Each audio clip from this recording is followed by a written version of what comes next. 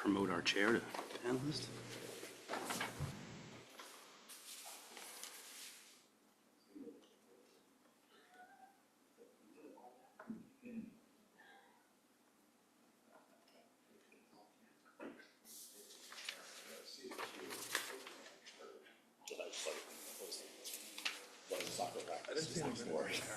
That's how old you're feeling.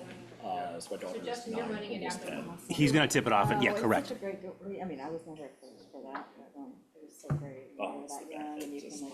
There he is. Okay, sorry, guys, took me a Mr. while. Chairman, how are you, sir? Mr. Chairman, I will throw you the floor there to start off. Thanks, Justin, appreciate it. Okay, so as allowed by the Commonwealth of Massachusetts, we are allowed to do in-person and remote meetings. At this point, I am the only one remote. So I will start the meeting, and I'm allowed to do this chair, but I will start the meeting, but I'm gonna hand it off to Justin as I feel it'll go smoother with the articles we have and the discussion we have coming up. So I'll call the roll, then hand it off to Justin. So Justin, Present.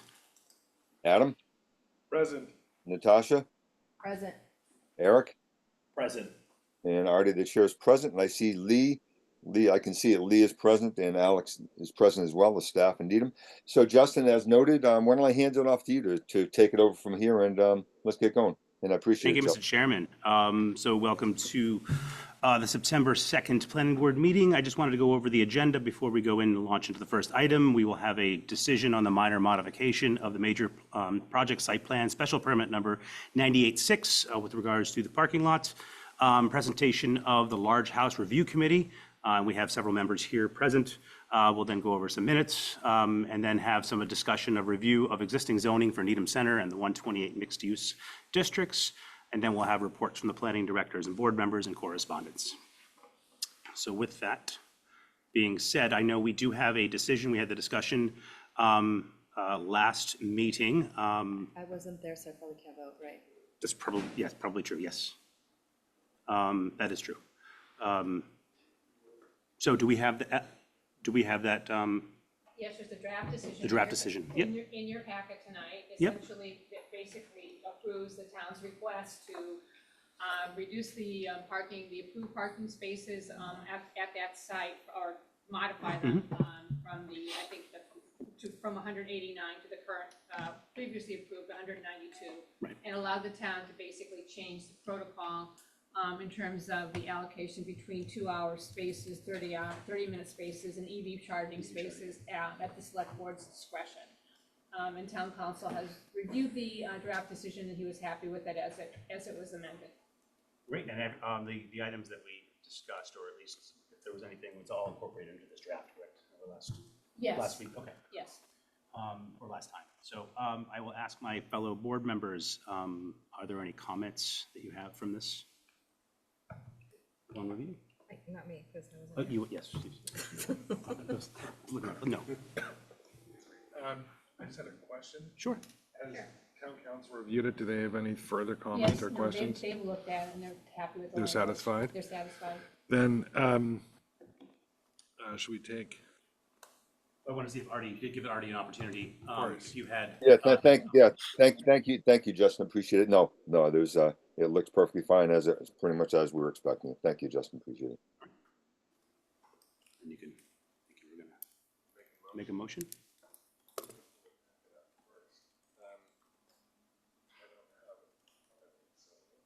so should we move first for the relief that we regard major project site plan special permit number 98-6 as a minor modification?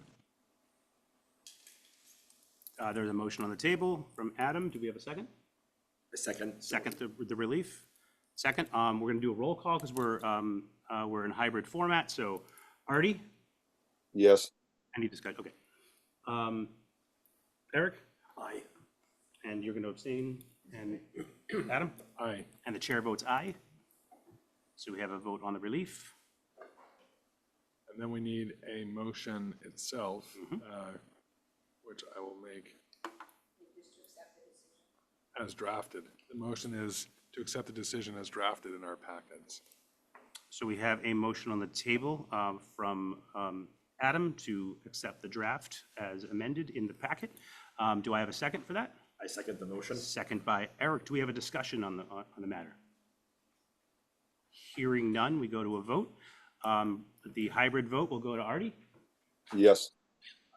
Eric? Aye. Natasha, you abstain? I abstain. Adam? Aye. And the chair votes aye. So we have that all set. And so Artie, if you could come in when you return to sign the signature sheet, everyone else will sign it now. That's fine. Yeah, I'll be back on starting next Tuesday. Thank you, Alex. All right. You really are in Palm Springs? Literally palm. So excellent. Thank you, everybody, for that. Now, the next item on the agenda is actually a presentation of the Large House Review Committee. So I would welcome anybody, whoever is speaking, to come on up. We can get an extra chair if we need to.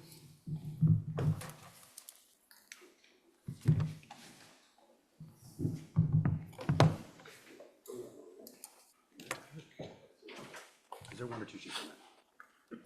Two. Oh, I need this one in a second. I'm making a big boat there. Alex, I'll sign in then, and Yeah. I'm waiting for you to see you and then I'll move you over to you. So as you're signing in, I first wanted to acknowledge the work of this committee so far. I've looked at some of the meetings online. I know there's been some significant work. There is still significant work going ahead with public engagement, but I truly appreciate it, and I want to get on the record from the planning board to the committee of acknowledgement of all of your efforts as we go through this and navigate this issue that's hopefully will be beneficial for the town in the long term. So if it's all depends on the presentation is logged in, unless you wanted to have any comments. I'm going to give a before. brief intro. Can I do that while you log in? Perfect. I am O. Handel, co-chair of the Large House Study Committee along with Artie Crocker. I'm here with Oscar Mertz, Mark Lusing, Paul McDonough, and Ed Quinlan is supposed to be joining us from the working group. The committee itself has two working groups. One of them is doing a more architecturally based, regulatory based analysis. The other is looking at the economic and real estate implications of some of the things we're learning from other towns in our own analysis. Also here from the larger committee are Jean McKnight and Bill Paulson. I thought as the And planning Mark board Lusing delegate, also I should be supports. here. I'm not on the working group. So this working group, which also includes Joe Matthews, I don't know if Joe was signed in. Okay. But has done a lot of analytical work, and we've had excellent staff support from both Lee and Alex. It's unbelievable how much work they're doing to support our efforts. So what I'm going to talk about briefly is what our schedule coming up is. Our next meeting of the committee itself is next Monday evening. And then on the 15th, we're having our second public meeting where we will engage the public and try to get input. We try to do more input receiving than we do presentation, but we present what we've learned so far. And some of the things we've learned have been very useful, and we did a survey, which I'm going to talk about briefly. So tonight we're going to concentrate on what are studies of the effect and potential means available for reducing the effect of bulk on surrounding properties and perceptions of people who look at houses as they come up. As a note, we conducted a survey to get public input, both at the last public meeting we had and then to the public at large. Oh, sure. Ed, that's Ed Quinlan. I'm sure you know him. Evening, Ed. Our survey received 1,155 responses. It was not a scientific survey, but it was good at getting input in terms of the degree of interest people have. And if you could put that up on the screen, Oscar, that would be fantastic. The first.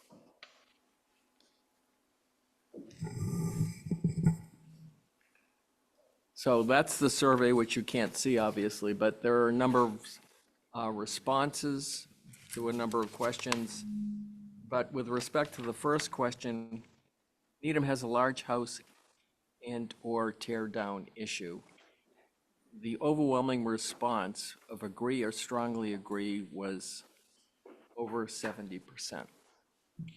So there is a public concern about this issue. There are many subsidiary issues implicit in addressing the concern about large houses, not the least of which is their effect on the perception of people who live in the neighborhood, but there is also an effect, if regulated, on people who are selling homes. So they're concerned about what this does to the value. Another subcommittee of us, the financial implication, economic implications, is studying that and what the effect also would be on the tax rate, if any. Not the rate, the levy. Do you have someone from FinCom on your committee? No. No, we do. Yeah. Tina, Oh, Tina, right. Thank you. Tina. Yeah, and we've tried to engage FinCom all along to make sure that they're aware of what we're doing. It's always a challenge to get other committees that are looking at things that one committee does to make sure that they're up to speed, but we're very aware of their interest in this matter. So for the remainder of our time here, Oscar is going to be doing the bulk of the presentation. He and the other members of the committee, I'm more of an observer to this subcommittee, have done an enormous amount of data analysis and architectural analysis to see exactly what the effect of potential changes to Needham's regulations that may be reflective of what other towns have done successfully. What does that do visually, one, and two, from the perspective of trying to sell a house to a willing buyer? Can a home be built with the amenities space amenities, I'll call it, that you need to have if you want to sell a house to a modern customer in Needham? If I've missed anything, Oscar, or anybody else, please chime in. But other than that, I'll hand it over to you. Okay, thanks, Mo. And thank you, Artie, also, who's also co-chairing. Yeah, this thanks, committee. Oscar. Hey, Oscar, could you have you introduced all the members up there? No, I have not, and I will go back and do that. Thank you. Thank you, Oscar. So yes, tonight we have several members of the committee here. No one is online, other than you, Artie. And we have been working also in subgroups, as Mo mentioned. There are a couple of working groups that are doing individual tasks to bring information to the big committee. One working group, which you're getting the benefit of tonight, has been looking at ways of addressing the discussion about dimensional regulations, how we might look at what has been done, what's in place as a bylaw, and how we might make adjustments, and have looked at some things tonight, you'll see. And then, of course, the economic impact is the second group that's coming. Work is underway on that, but there will be nothing in the show tonight on that.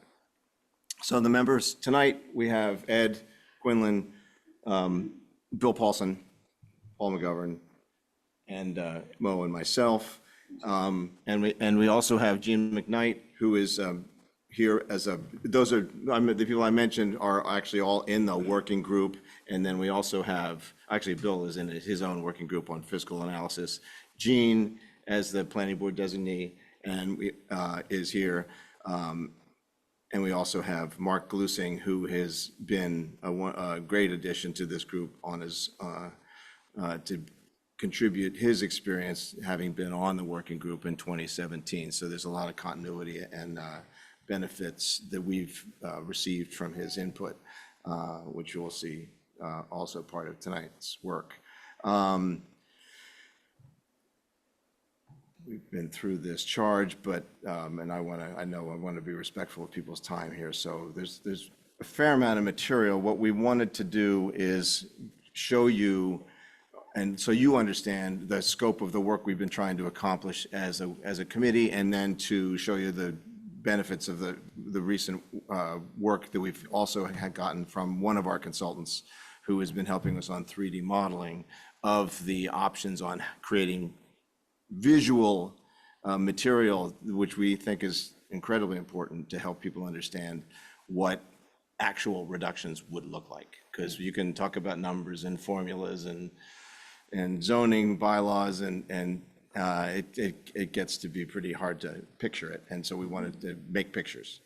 And we'll show you a sample pictures, but all of the actual studies are in this, we've done 3 houses, and you'll see all the material is actually in this packet. In addition to that, we've, as Mo mentioned, we're working on collecting information from surrounding towns that have relevant experience with large houses, both in what kind of houses they're building, what their bylaws are doing, how successful they are with their bylaws, and then looking literally at how Needham relates to these other towns in terms of the sizes of the houses that are being built. We think that's very relevant and is interesting. So that's our contents. What we did in this set of studies was, and these are the parameters that we put on ourselves to create some analysis on how we would test reductions. And so we thought it would be good to have 3 different houses, and we thought that they should be on different lot sizes. So they are actually on the lots of about 7,800, 9,100, and 10,000 square feet. And then we wanted to come up with some guidelines on how those might be reduced.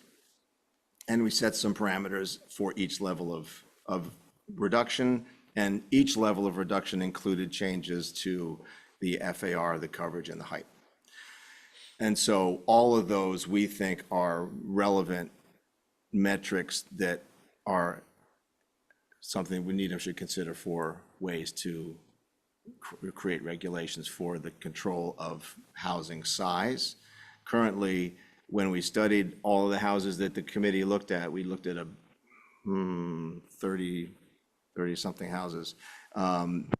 All of those houses were generally hitting the FAR limits in Needham, and many of them were under the coverage limits that are also in Needham, and all of them were under the current height limit for Needham. So we thought it would, and yet we did a lot of surveys as a committee and found that height was generally an issue that people commented on in probably 30 or 35% of the houses. And then another group of houses was a borderline comment about height on occasion. So it was an issue for us. So height, we felt, was something we should think about. As you know, we are actually going to have a public session in 2 weeks to have a listening session and to actually show them this first round of information that we've created as a committee. So your input tonight is helpful for us to get a sense of this material, and if we're covering with the right kinds of information, missing anything, things we might want to refine before we bring that to the public to get their feedback. Yeah. It looked like you were looking at lots that were 10,000 square feet or lower, so a quarter of an acre or lower. Yes, yes. Were there any concerns from the community about lots that were larger than 10,000 square feet? I don't think that was generally part of the conversation. It was generally, our house is too big, too small, fine, okay. I think generally, go ahead. But in general, we're looking at single residence B, which is the 10,000 square foot lot area, but there could be 12,000 square foot or 15,000 square foot homes in the single residence B area. And we did. So we're not looking at look all some. in single residence A. Yeah. We figured that generally the impact of change is going to be very noticeable on those smaller lots. So the fine tuning of those smaller lots is where we felt it was most important to focus. No, I agree. I just wondered And if then- anybody was concerned about any of the houses that were on larger lots. Yeah, I think that's a conversation topic, because I think one of the issues is, do you allow houses to just keep growing proportionally? Or do you actually create a sense of a cap and then create another process? So that's another kind of point of discussion which we should come back to. One of the things is the charge specifically referenced SRB as well. No, I understand that part. Yes. I was just wondering if people that, I'm just. I mean, there are definitely larger lots in the 10,000, in the SRB, so, yeah, It's a good point. We should be looking at it. yeah. I mean, I think this is where you should be looking at, that where you were looking, but I'm just wondering if anyone had any concerns, as, you know, Country Way, you know, there's like a 1950s house next to a new house, and because the lots are larger, they're larger, so That's A, right?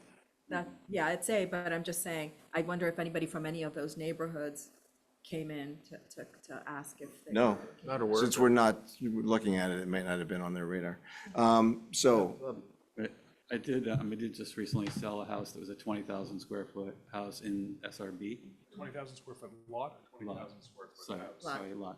Yeah. So we should really be we should look at the plans we'd end up looking at, the suggestions we end up looking at making, and make sure that that makes sense for the bigger lots Yep. in the SRB, to your point. yeah. So I think, so this is essentially the format that we looked at. We essentially created a model of the existing 3 houses, and then we created reduction models. And so you'll see on the top a 3D view and then a front view, and the charts in the middle reflect the changes relative to that original house. And so you'll see in that middle yellow line that there is actually a number, and that number represents the reduction of the square footage to that original size house. And then actually the gray bar is the size of the new house. This is built square footage. So this is not necessarily an FAR calculation, and it's not a livable calculation. It's the total square footage built. Excuse me, Oscar. Yep. I don't think you mentioned the difference of what's included in the FAR. No, we have not done that yet. Maybe you haven't got to. I will do that. We had, I think going back to the charge that was given to us from the citizens petition, the question was what is to be counted if we were to consider changing the FAR, and what other calculations we might consider for other measuring or other dimensional requirements. But the FAR was the point of focus, and we all as a committee pretty much came to the conclusion that we felt it was important to measure what was visible.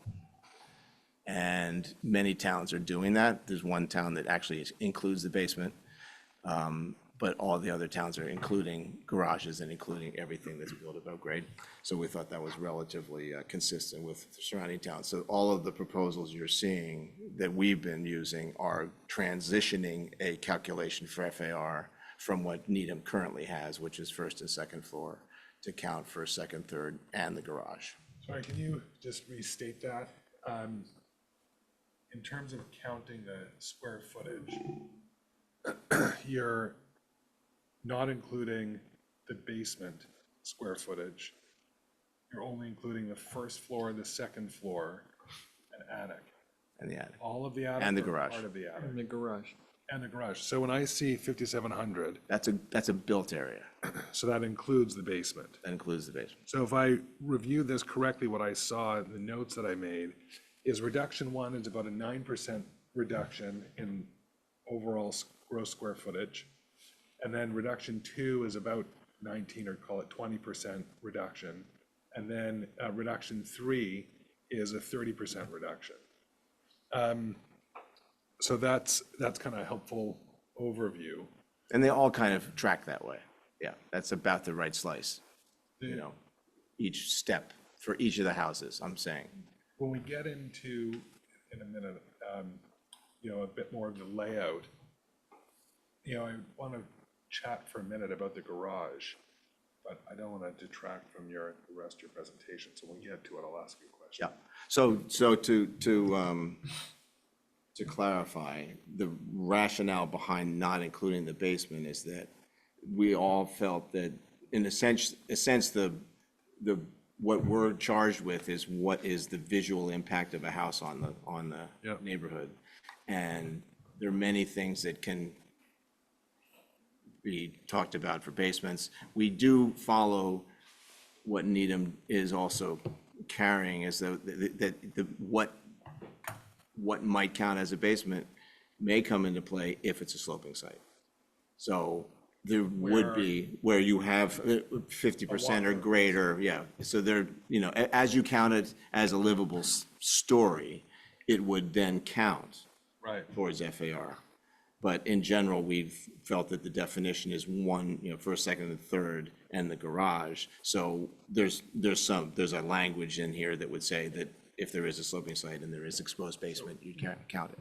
One of the concerns that comes up, I think that some neighbors have had, is if you're building a house here, a nice flat level lot, and the neighbor, I don't know exactly why they do this, but we've certainly have heard of this, where they'll add another 4 feet, and then this house effectively towers over the other one on the one hand, which can cause, which has been, some have claimed that it has caused drainage issues, most importantly on neighboring lots and houses, in addition to shadowing factors, but the bigger concern. So I wonder if you're dealing with a sloping site where you'd ordinarily take advantage of that under today's dimensional regulations, you know, and just work within the slope of the topography of the lot to be able to create that walkout basement. If we change the dimensional regulations like you're talking about, does that actually encourage raising that back edge up and have the effect of raising the elevation of the house and thus encouraging more of that, you know, towering effect? Has that been factored in? Has that been considered or thought of? I'm not sure it's actually would have that effect, but I think that you're still measuring to either existing grade or new grade, whichever is the greater difference, right? If there is a slope, and I'm not going to be able to market it, that, you know, the basement footage, I'll be penalized effectively under the new dimensional regulations. My first instinct is to fill that back part of the lot, level it out. And by doing that, I'm raising the elevation significantly of that lot. And therefore, because it's not visible, I don't have to count it as part of the calculation. The current rules are supposed to counteract that somewhat, because you have to take the pre-existing topography into account. So Right. You take your height measurement off the topography, either existing or new, whichever is the lowest. So your average you grade, if you were to can't go back and ignore- fill all that, then you're gonna be measuring from an existing grade and a greater delta. So I'm not sure if the math would work for someone to do that. I'm sure there are scenarios where it would be an option, but in general, that existing grade has to be taken into account in your average grade for the lot. So I mean, I like the question. I just, in the interest and respect to the committee, let's let them go Yes. through the presentation, and then let's say, members of the, you know, board, if there are questions afterwards, we can certainly, you Yeah, know, do that. I will say that there are a number of these kinds of conditions that we would very much want to track. You know, there are other things with wetlands and how people are actually measuring their sites and calculating how much they're allowed to build with lots of undeveloped land on it. So there are concerns that we think would probably fall under an exceptions. We'd like to go through the 80-20 or the 90-10, cover the 90% right now, focus on the big picture. But yeah, we need the detailed conversation is critical. Thanks. So Oscar, you looked at FAR and you looked at height, and it just progressively kind of compacts it. And coverage. And coverage. Yeah, Correct. we think that coverage is actually quite an important piece of this. 24.8 all the way to 21.9. Yes. Okay. So that's taking it down from what is 26 with a level off at 25, all the way through to essentially creating a slope. Okay.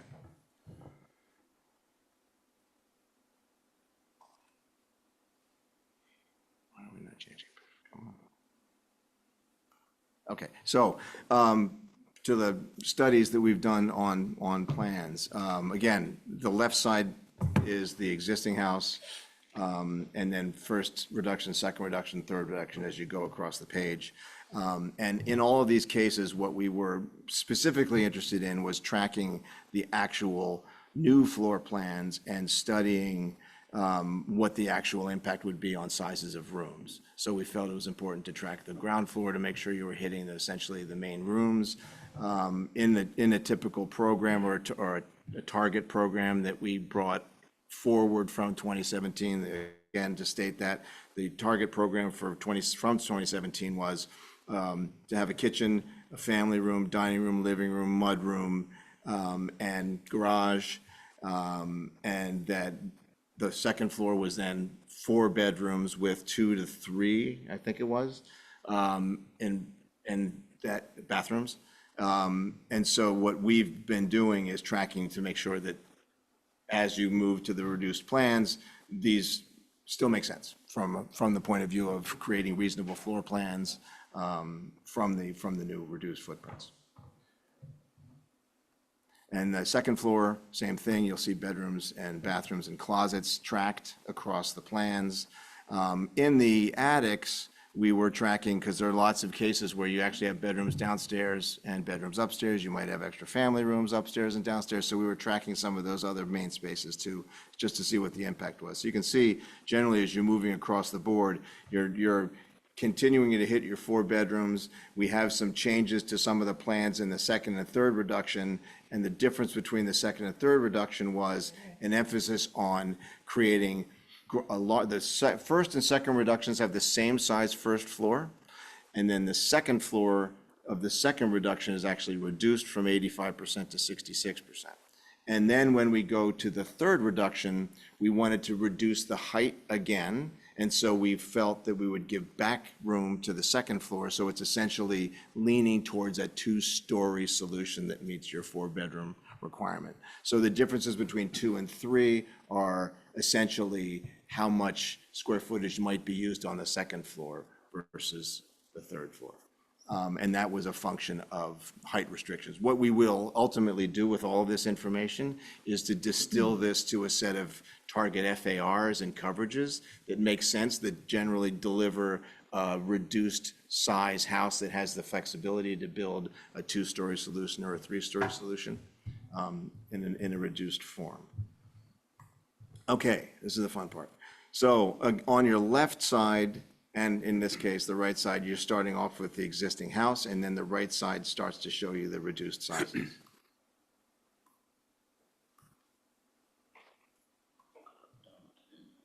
All right, what?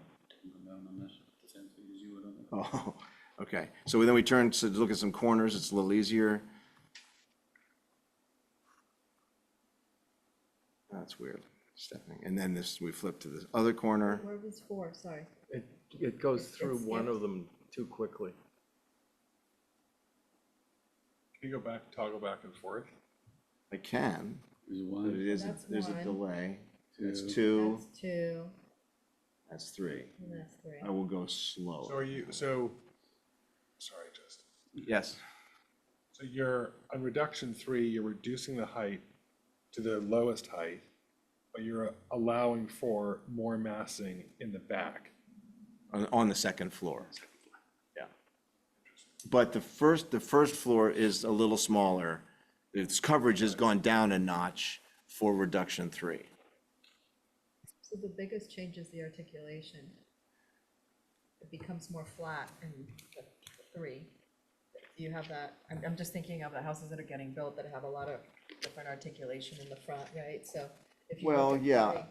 3, So I got to tell you that when we did these model adjustments with our modeler, when you say it gets flatter, it gets a little simpler. So yeah, some of the bay projections went away because we were shaving. So if you remember on the plans, right, no, I understand. we I'm were saying shaving the volumes even- here. Even though it right? doesn't look as that much smaller, the articulation is being reduced. That's how you're getting to it. Yeah, and we tried to stay within the language of the house, so we weren't like all of a sudden becoming a gambrel or something. We were just going to stay slightly simpler and smaller.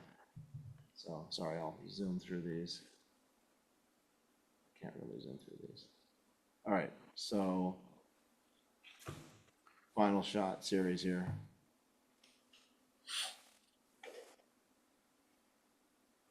Now, these next series actually went through and said, now we're in a neighborhood, and we're gonna put a regular, smaller existing house, maybe, that hasn't been changed. And then on the opposite side is a house that has been changed. So you have a newer house and an older house as your neighbors. And then we went through the same set of base 1, 2, 3.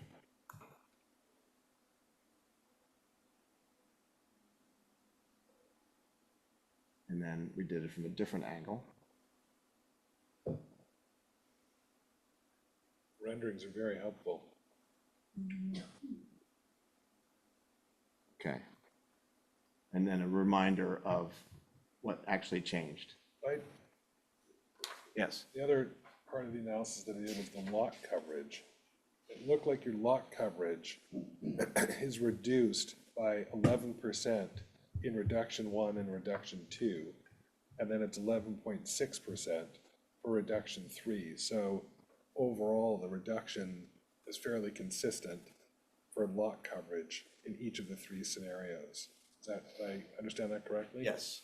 And we actually, this is all also based on what we thought were sort of appropriate if we were to take so it kind of came out of the architectural analysis that was done in 2017, and Mark is here for any questions we might have. But the point then, I think it was fair to say that as you tested floor plans for that original meeting, or that 2017 working group, there was a tipping point with 20% as a coverage to making plans that were going to be sufficient to have you hit program and proper sized rooms and so on. So we felt that was a good place for us to be at the high end. 20% on the smaller lots is a big deal. So we think it's actually important to actually have a slide in coverage and give some weight to the smaller lots with more coverage, and then transition it to a smaller coverage as you go up. So in these studies, we essentially track from we track from 24 at a 7,000 square foot lot to 20 at a 10,000 square foot lot. And then for coverages, we then capped it at 20, but that's another conversation if we want to. So, and then that kind of works hand in hand with FARs as they also are treated differently. The one thing that I'll just give you a briefer on it. Our thinking from measuring FAR is that the current step function that happens at 12,000 is somewhat awkward, and that we've studied Concord, we've studied a number of other towns that have different ways of measuring FAR or GFA, whatever they want to use. And the one that felt like it was the most honest and helpful was Concord, which actually tracks it to the lot size. So we have adapted for our studies a process of calculating an FAR that has the lot size in it. And then what we did was tried to figure out the right slope so that it was giving a certain FAR on the smaller lots, and it was giving a slightly more FAR for small lots and transitions to a smaller FAR on the upper lots. But it wasn't just a step function at 12,000 and you change from 38 to 36. It's actually every lot has its own calculation of an FAR. Because it's in proportion to the lot. So it's all in proportion to the lot, and it favors the smaller lots. So it seems clean, and it seems like it's you just plug in your lot area and you get your FAR. What do you mean by it favors the smaller lot? You weight it so that as an FAR on the smaller lot is actually like we have now. I mean, we have under 12,000 is to 38, over 12,000 is 36. But instead of just changing it at 12,000, the guy with the 12,001 goes, so it's like weird, right? It doesn't really help. But if you track it to the lot size and you keep that favor, we think and then we looked at reducing it because 38's large, and we're also changing the calculation of FAR because we're including garage and attic. So the new numbers, whatever they end up being, are slightly larger on the smaller lot, and then transition, and those continue and just continue as a function of the lot area. It's a formula that tracks whatever the size of the lot is. You'll see some more on some of the charts later on where it actually kind of gives some FAR values, and you'll see how that's how it's kind of playing. and you guys are seeing all this for the first time, so you're gonna need to digest it, but that's the background for the thinking, is that it makes a lot of sense to track it to lot size for a lot of reasons.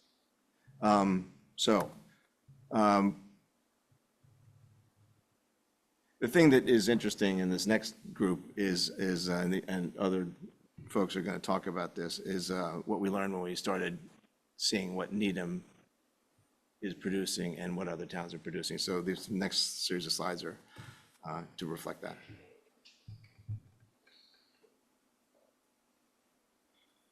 Ed? You're doing great, Oscar. Keep going. No.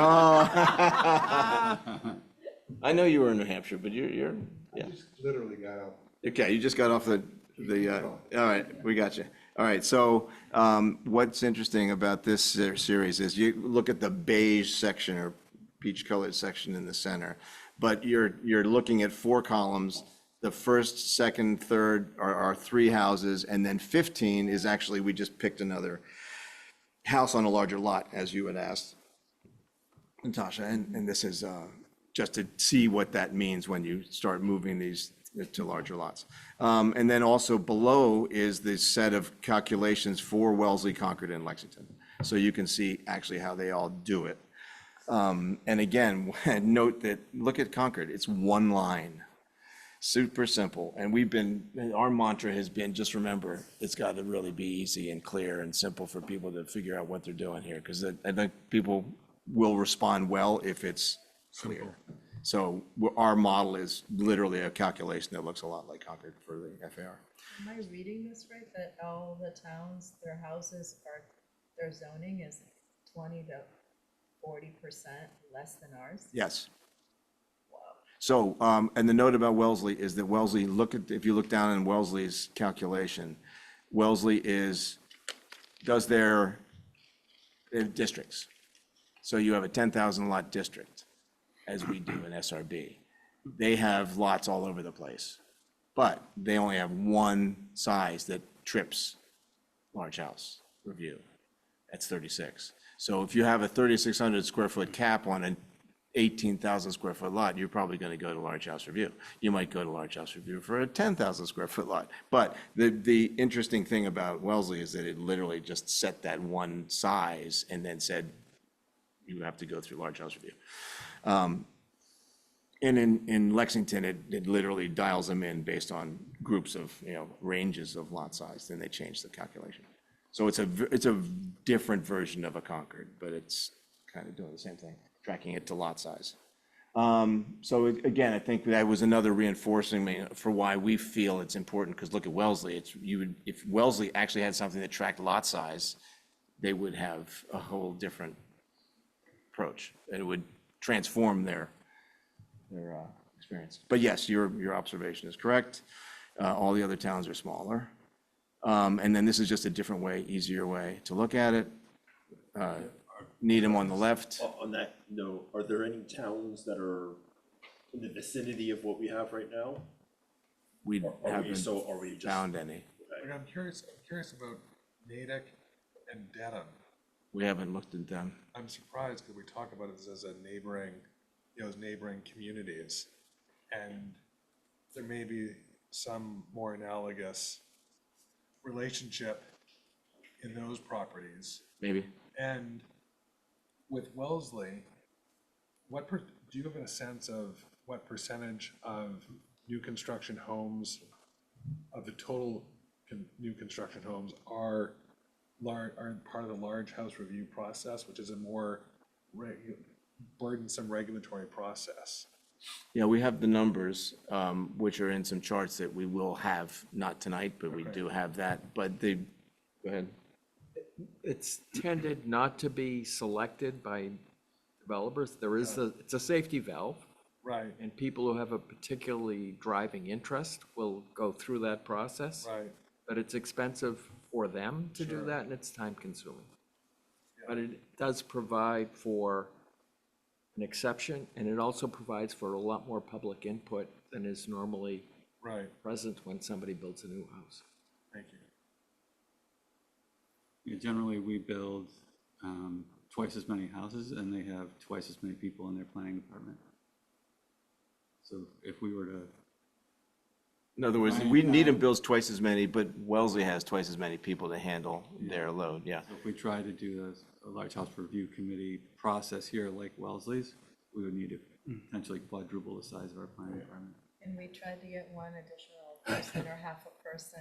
I'm not an advocate of that process. And The anecdote from when talking, we sat with the head of the planning board, who is an administrator of all the non-conforming large house processes. The zoning board of appeals handles the non-conforming, and the planning board handles the conforming lots. He said that it's been essentially an effective deterrent. They think they see 2 to 4 applications a month, and that, I think the track was 4 months, I think. yeah. I think the track was, Process. yeah, they were, I don't know I don't have the percentage on top of my head, but they have indicated that the large house review is typically based on the fact they have a cap at 3,600. It is the larger lots that are generally the ones that are coming in, and that people are okay with 3,600. So we have samples of houses that are on 10,000 square foot lots that are all 3,600 or 3,595. You know, those are, so there's some level of understanding that that's okay, and it's workable. It's not, people don't want to, it's not for a deterrent, I guess. The large house is enough for a deterrent. It's about a year. So, We also tried to pick towns that were economically similar. Correct. To Needham as well, like Lexington, like Wellesley. House values are similar. There's quite a discrepancy between house values in Needham and Dedham. Sure. So that was one of the reasons why we were trying to keep that similar. Oscar, you bring up a good point that I know it's minor, but it could be major as this process goes on. Has Tina been speaking with FinCom regarding to the resourcing that this potentially, if, presented and passed, would potentially need to be done from the planning office and from our building department, like in order to manage this? oh, well, that's actually being handled by, there's a great new coordination effort with staffing, and Alex is working closely with the other members of stormwater, DPW, engineering, trees. We're trying to understand all of the staffing impacts, which is part of what we're trying to accomplish. We don't want to do anything that's gonna not be transparent about the It would have to impacts. work. If we were to do something, we'd actually have to have the resourcing to be able to make it happen. 'Cause- Yeah, and what would that, what's it gonna cost, right? I think that's also made us think about our work, because I think the one thing we learned from talking to Wellesley and being mindful of what the impact would be staffing-wise for the town and from an administrative point of view, we felt it was probably valuable for us to try and find the sweet spot of what's the appropriate kind of reduction that's going to be an acceptable level of reduction that works for the marketplace, works for, reasonable buildings, but doesn't make it so onerous that everyone's going to be champing at the bit to, bust out. So we think it's actually really important that there's still a safety valve, but that's some kind of a special permit process, so that there's an opportunity. So if you have an extenuating circumstance or a particular lot that you're interested in doing something greater than what would be allowed, if we do these reductions, then I think that's the important, it's important. You don't just have a cap and say, yeah, it's your, take it or leave it. So next, this is a chart now on livable. So similar tendencies, but the numbers now are calculating what would be quote of a marketable square footage. So it's basement first, second, attic, and take the garage out, and take a piece of the basement out. And we're taking a 90% to allow for some mechanical space in the basement. And again, you see the trends are pretty much the same, where Needham is still generally over by that's not insignificant. The sizes of those differences, particularly as you get to some of the larger house lots. That's kind of interesting trend as well. You see the Needham just kept going and getting bigger and bigger and bigger, and other houses, other towns basically sort of leveled off a little bit and didn't continue to get bigger and bigger. Oscar, could I just interject a Yeah. couple comments? If you can make sure the mic, because the audience needs to be able to hear. And already hear. And what we're talking board members need to do that too. I've been talking to Mark. Are we not talking loudly? Okay, we're talking to ourselves. Just a couple of comments that are applicable to this graph and the previous one you saw. So the bars in black, those are the Needham houses. These are actual houses that were built that we included in our analysis. And then the orange, green, and blue is what the allowable house sizes would be in those other three towns. All right, so I want to make sure it's clear to you. It's what was built in Needham, and in almost every case, what was built in Needham was built all the way up to the far limit. The builders basically are taking them to the limits in almost all cases. The other thing to notice is the green bars, that's Concord. And you see as the lot size, when you go from left to right, the lot sizes are getting larger. And you can see that in Concord, your house size is allowed to get larger as the lot size increases. That's not true with the other, with Wellesley, with Lexington. So it's, you know, for a variety of reasons, probably that one the most important is we thought that this was a better way to formulate the FAR calculation. And then obviously you just have this pretty big discrepancy between what we're building and what other towns would be allowing.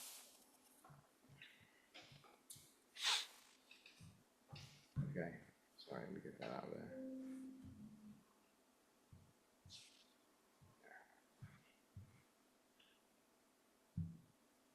Paul, want to talk about this?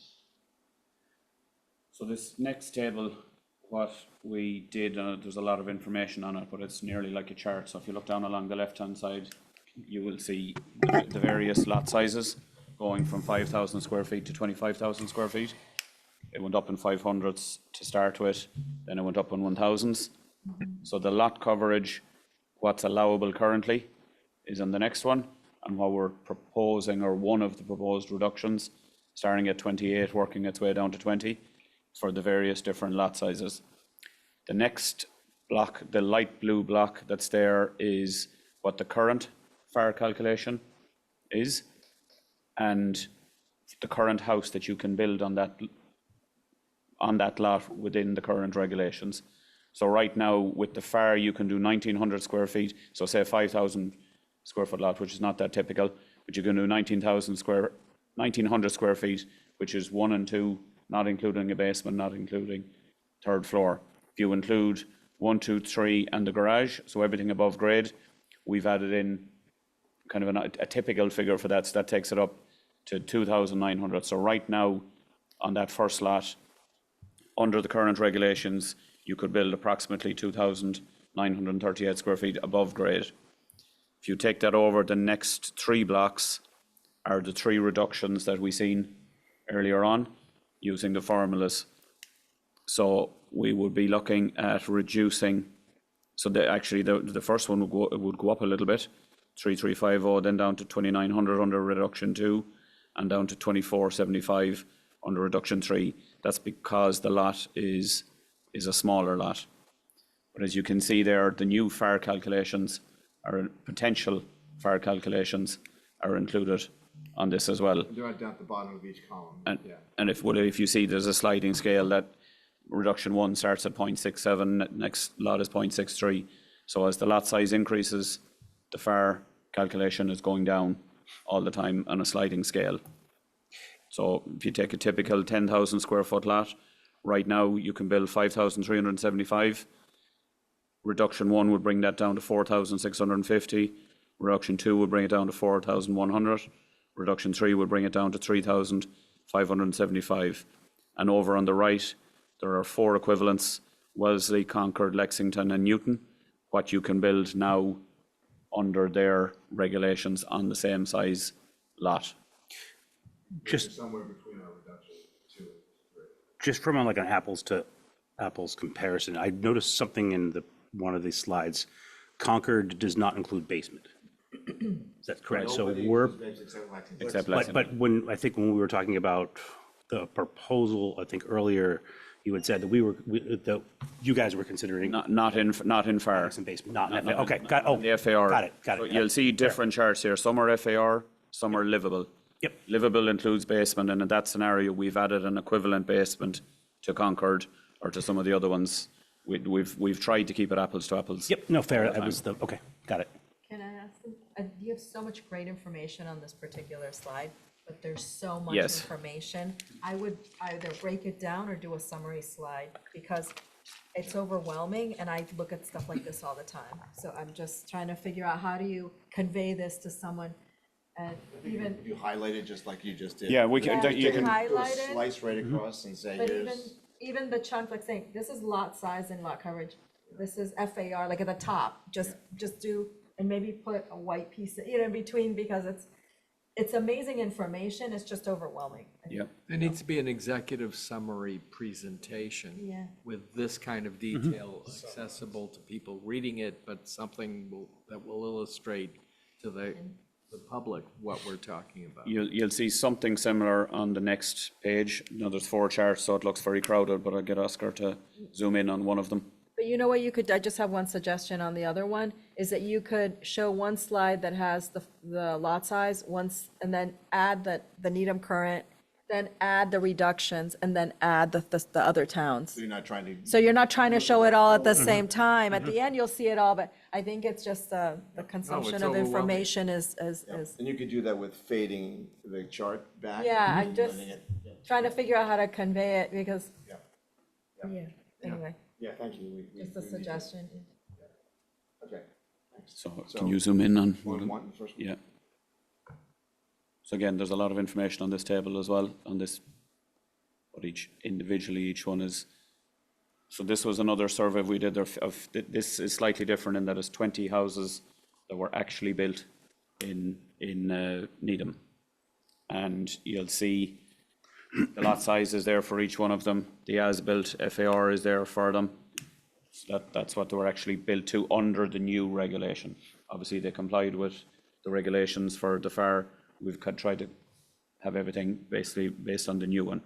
And it just gives you a comparison of what was built in Needham versus what can be built in each of those other towns.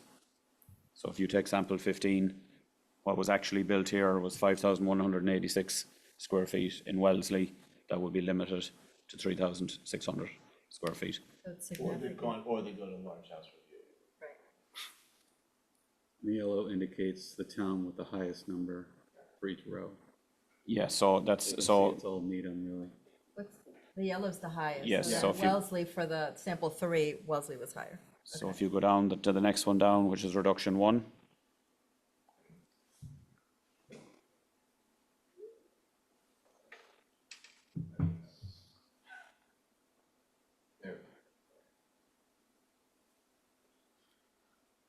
You'll see even in reduction 1, the yellows are all still with Needham.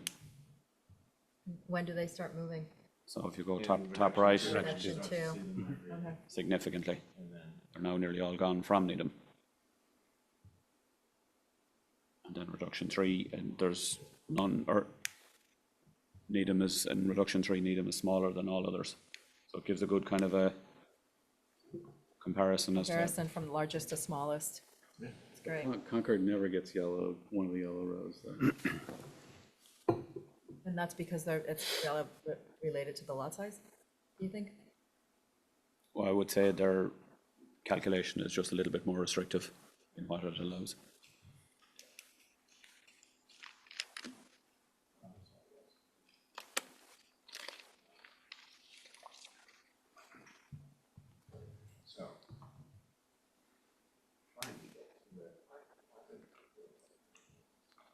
Can I just say something while you're doing that, Oscar? When you look at house size, there's house sizes that are marketable. So if you look at the real estate listing, it talks about so many square feet. You're talking about FAR. That number is not going to correspond to the livable and so forth and so on. And I think there's one other metric. So we're struggling to make sure that everything is apples and apples. But one of the key things we're concerned about is what gets marketed. I would do a slide on that, I would say. We have that. Sorry. This I'm already redoing your presentation, but you've already done it. So you'll I see, think that's critical. this is it here, livable square footage. So again, what's calculated here is 1, 2, 3, and basement.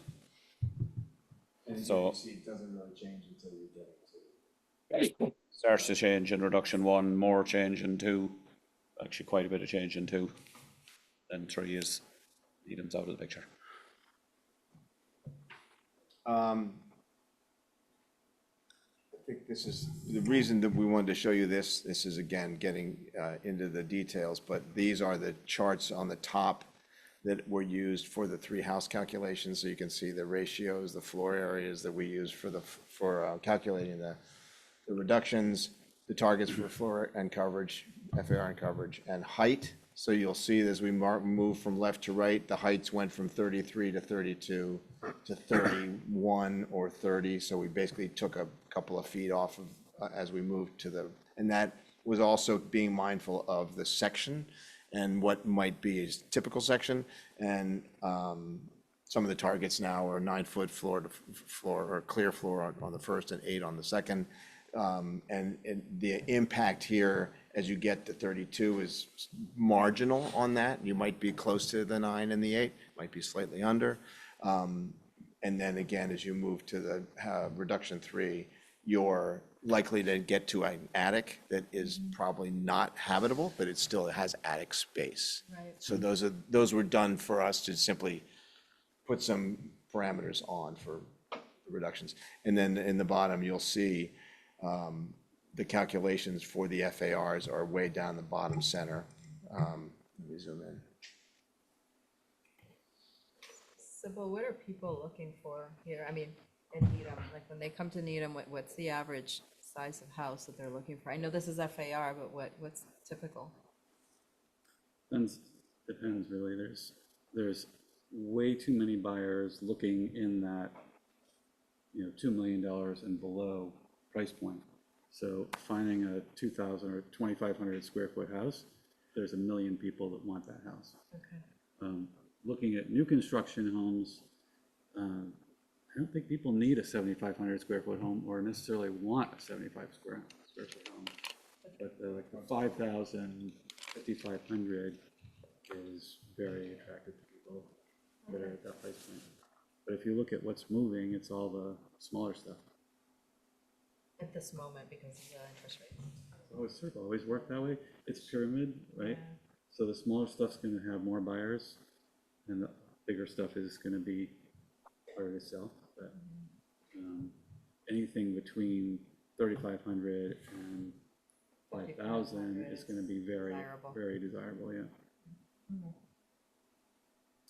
So that's essentially the work that we have done to date on analyzing reductions and ways to do that, what it looks like. Very comprehensive work. There is, thanks. In this, continuing in this appendix are the other 2 houses. So you'll see all the click-throughs of how they all change, but they're essentially the same kind of proportions you pointed out. It's like a 9, 18, and 30, or 9 and 20 and 30, 10 and 20 and 30. So the other important items to discuss are, and I'm just going to go through these quickly. Huh? Yeah.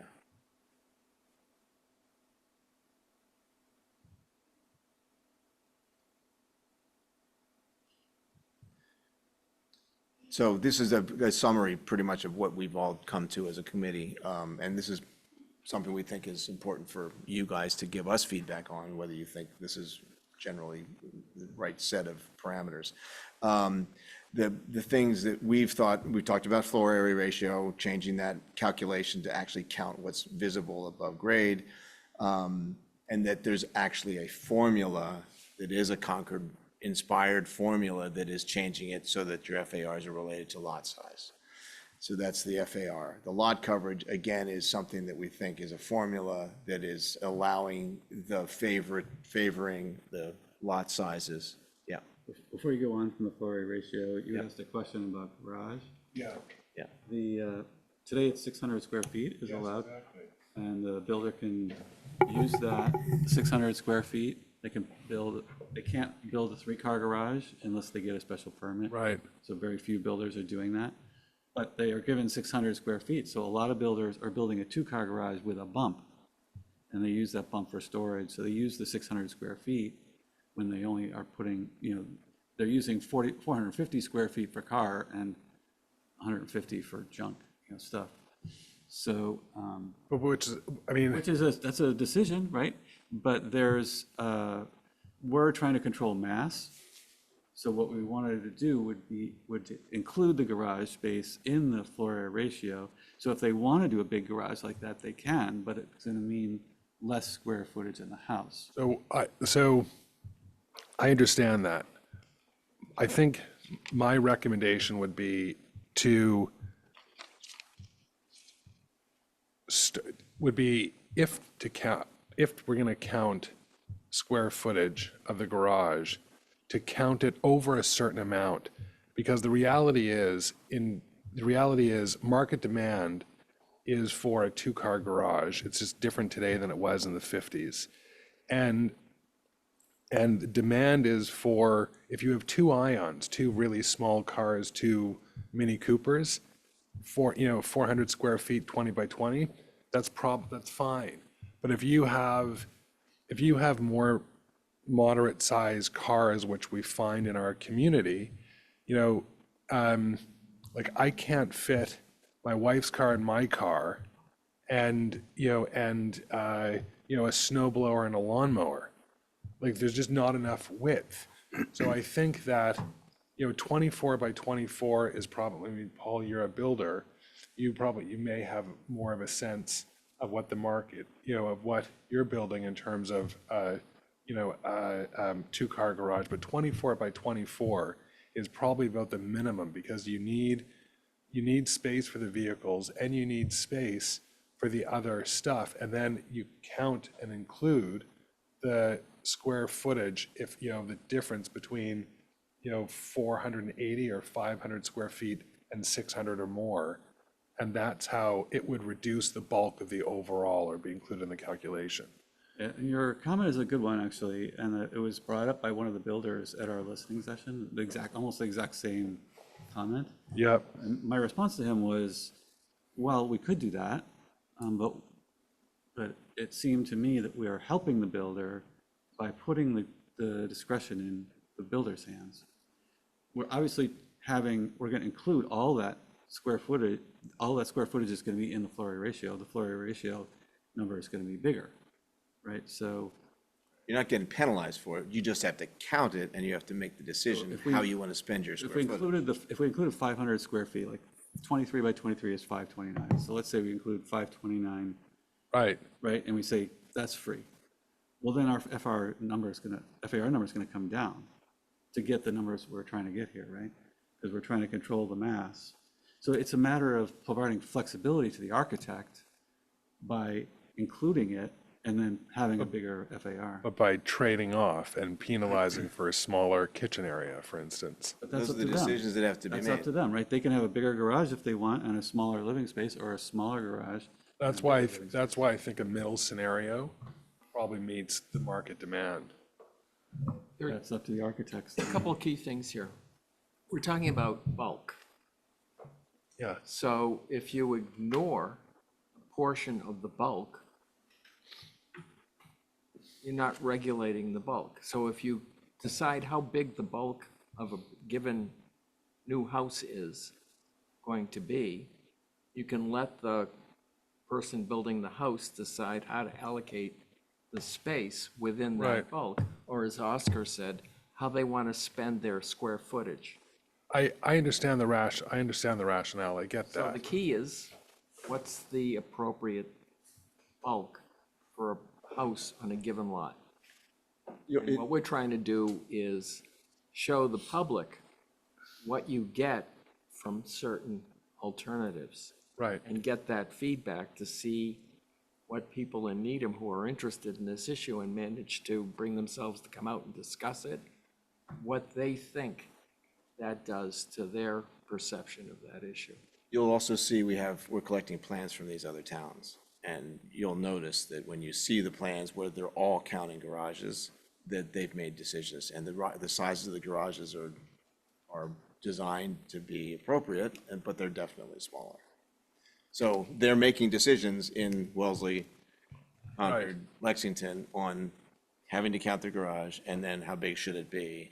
And we have house plans, so you'll see a sampling of every town to see what they're doing with garages. But I think we saw enough of that it was interesting to give us confidence that it should be counted, but then it has to be rational. Can I ask a question on Wellesley and Concord or other municipalities that changed the garage calculation or included the garage calculation? When were those changes made? And the reason I asked the question is because sort of us Wellesley also did it in 2015. I think they added, didn't they make their final calculation in 15? I think they changed it, they added the garage back in, I think, or they made that part. Okay, and the reason I asked is just because of what Adam was alluding to, sort of the changing market, the size of cars, what we put in the garages, and I just want to sort of think of that and consider that as well.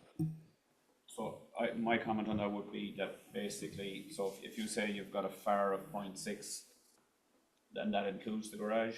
If you take out 500 square feet for the garage, that's not going to be a 0.6 of a FAR anymore. You're going to be reducing the FAR allocation. So apart from maybe a couple of hundred square feet under or over whatever your allocation is, it's actually having very little impact in total, because you're still trying to achieve the ultimate size that you're trying to achieve. So if we agreed now 0.5, 0.55, whatever, for a particular lot, if you take the garage out of it, then that number has to change, or else you're just after adding 500 square feet to the bulk of every house. So you would be adjusting the FAR to allow for it. So it really comes out maybe 50, 100 square feet. Someone decides a 450 versus 550 square feet. You're not going to get 300 or 400 square feet in the difference. It's really not, in my opinion, it's not going to make any significant difference as to how people are going to actually build. Plus, it leaves it all to the architect. The architect has the choice then in how they want to design the house. Well, I don't know if that's entirely accurate, because the architect is driven by the builder, driven by the market demand. So I think it's really driven by the builder who's trying to assess out the market demand, who creates the market demand, and then hires the architect to develop a program within that market demand. So We're just saying that whatever you're doing, counting it or not counting it, or it's going to be, it should be factored into whatever the reduced calculations are for the bulk. So I don't. I mean, I agree with the concept that we're talking about changing the bulk of we're changing the bulk and trying to make it more proportional to the size of the lot, and that's the goal, and to have more consistency in its application. I get that, and I agree with that. I just think that that there may be a bit of a balance in the allocation of some of those calculations, because we could get ourselves into a situation pretty easily where we restrict ourselves out of the market, and that could end up being a bit of a goal, because there are less homes that get built. But I just programmatically, if Natick, Needham is desirable for certain reasons, so is Wellesley, and so is South Natick, and other towns.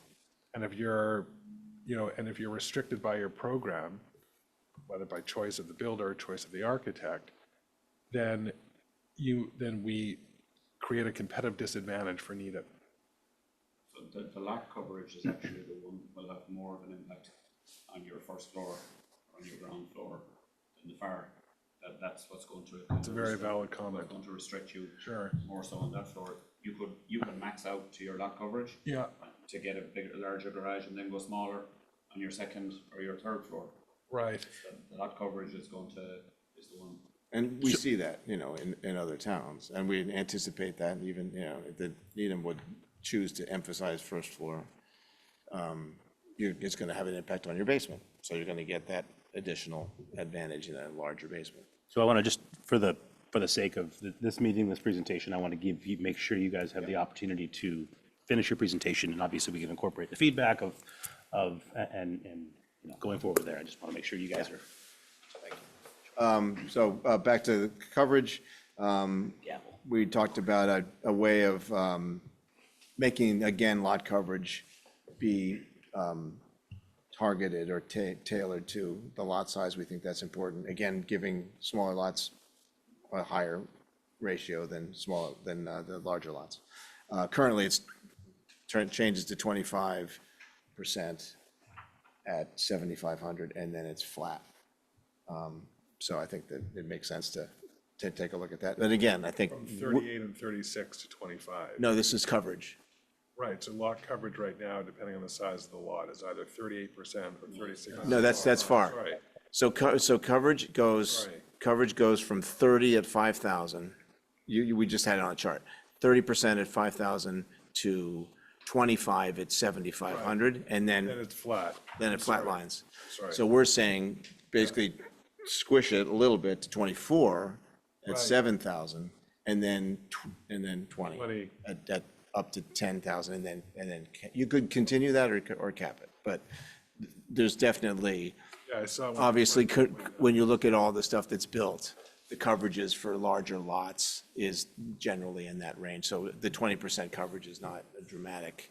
And again, we thought it was important that get tested. So 20% as on a 10,000 lot is still allows for a decent sized floor plan. But to your point, maybe that does get tweaked to 21 if you want to be mindful of what garages might be a little bigger. So if you're going to count the garage, maybe give them a little bit more coverage on those lots. So those are games that could be played to just Right, tweak. consider the Yep. garage idea you have. Height limits, again, we went through this, as we went through the reductions, we actually did take some height out of the houses. So part of what we would come back to you guys with would be a recommendation for maybe what you might cap that height at. From 35, take it down to 32. It still doesn't impact sections, but it does provide a little bit of a measure of control for heights. And again, that would have its own components, whether it's for a pitched roof, flat roof. We think flat roof's probably worth looking at for doing some limitations on what a maximum height might be.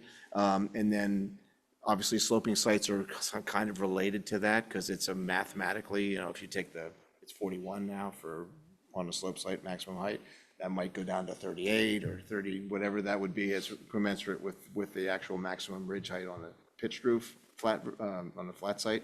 And then setbacks, one more thing on height.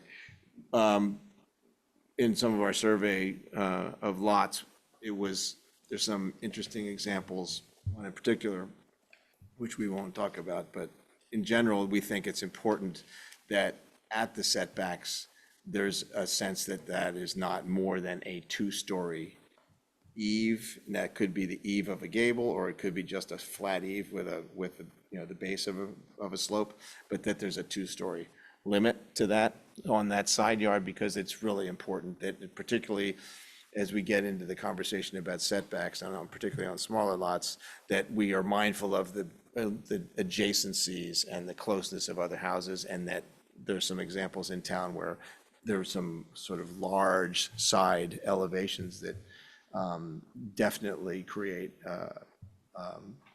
impact on neighbors. So height limits, we would anticipate doing some simple diagrams to pass that information, make that a little bit easier for people to understand.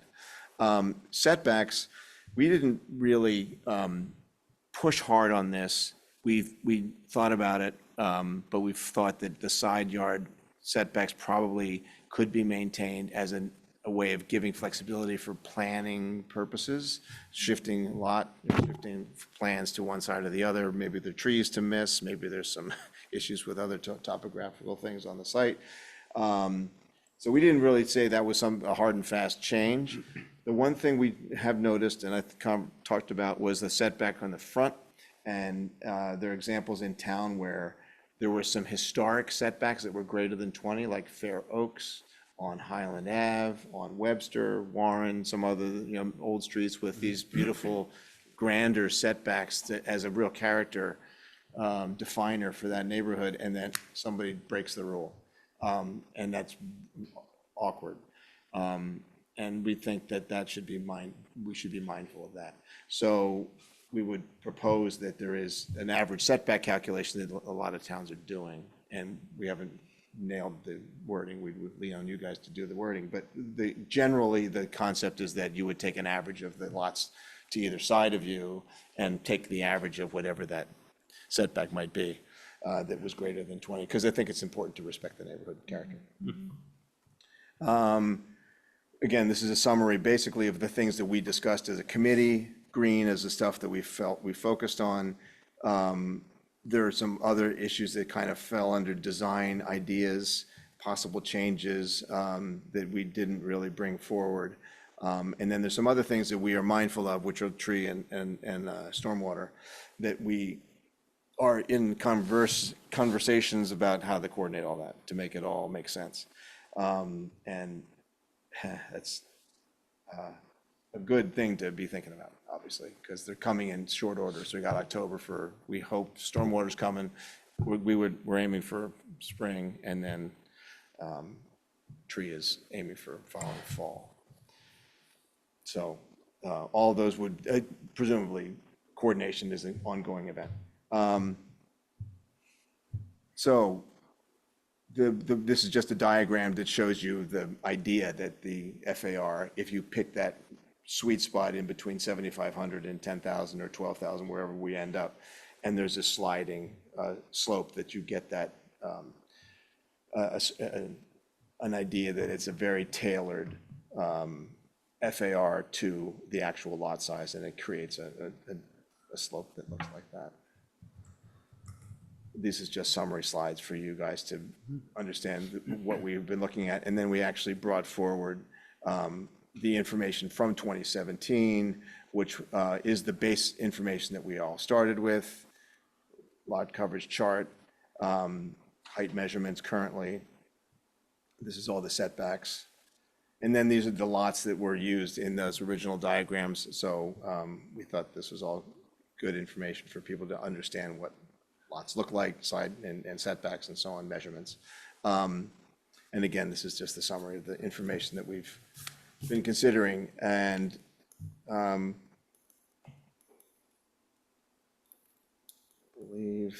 this is interesting. Maybe Mo, we want to talk about this a little bit.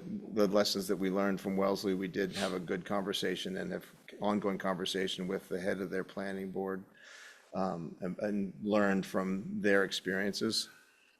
And I think that they are very deliberately making the exception process difficult enough to disincentivize people from going far beyond the standard of 3,600 square feet.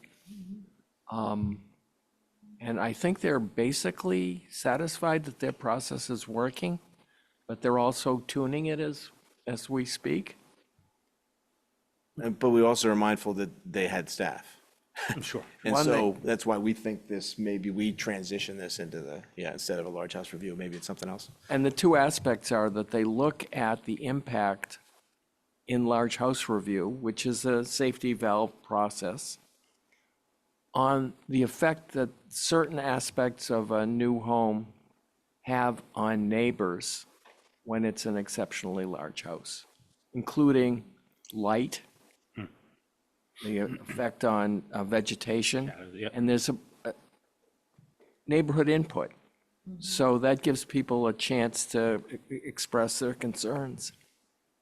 So it seems to be an effective process. I think it's not perfect, but it's certainly much more interactive and proactive than our current process. The interesting anecdote we heard from them relates to how it ties to their tree bylaw. Wellesley has a tree bylaw, and they have they provide, you have to, even on a by right process, you submit a plot plan and it locates the halo of trees in their, what they call it, I forget what they call it, the perimeter, but it's the tree zone, which is essentially the setback zone.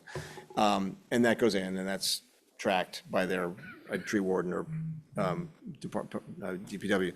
But if you do go to large house review, then you get into conversations about that beautiful big oak that's not in that zone anymore. It's in the middle of the backyard, or it's someplace else. And so, again, as you say, when you go into that process, there's more people involved, there are neighbors involved, there's more scrutiny about some of those issues, and trees is an interesting example of what they mentioned. So again, I think we learned from Wellesley, and we learned also from Concord. Ed? Oscar, in Wellesley, when a developer or applicant goes through that process, I think someone said it was like 2 to 4 per month for just the 10,000 square foot lots, or 2 to 4 for any lot. Trips, yeah.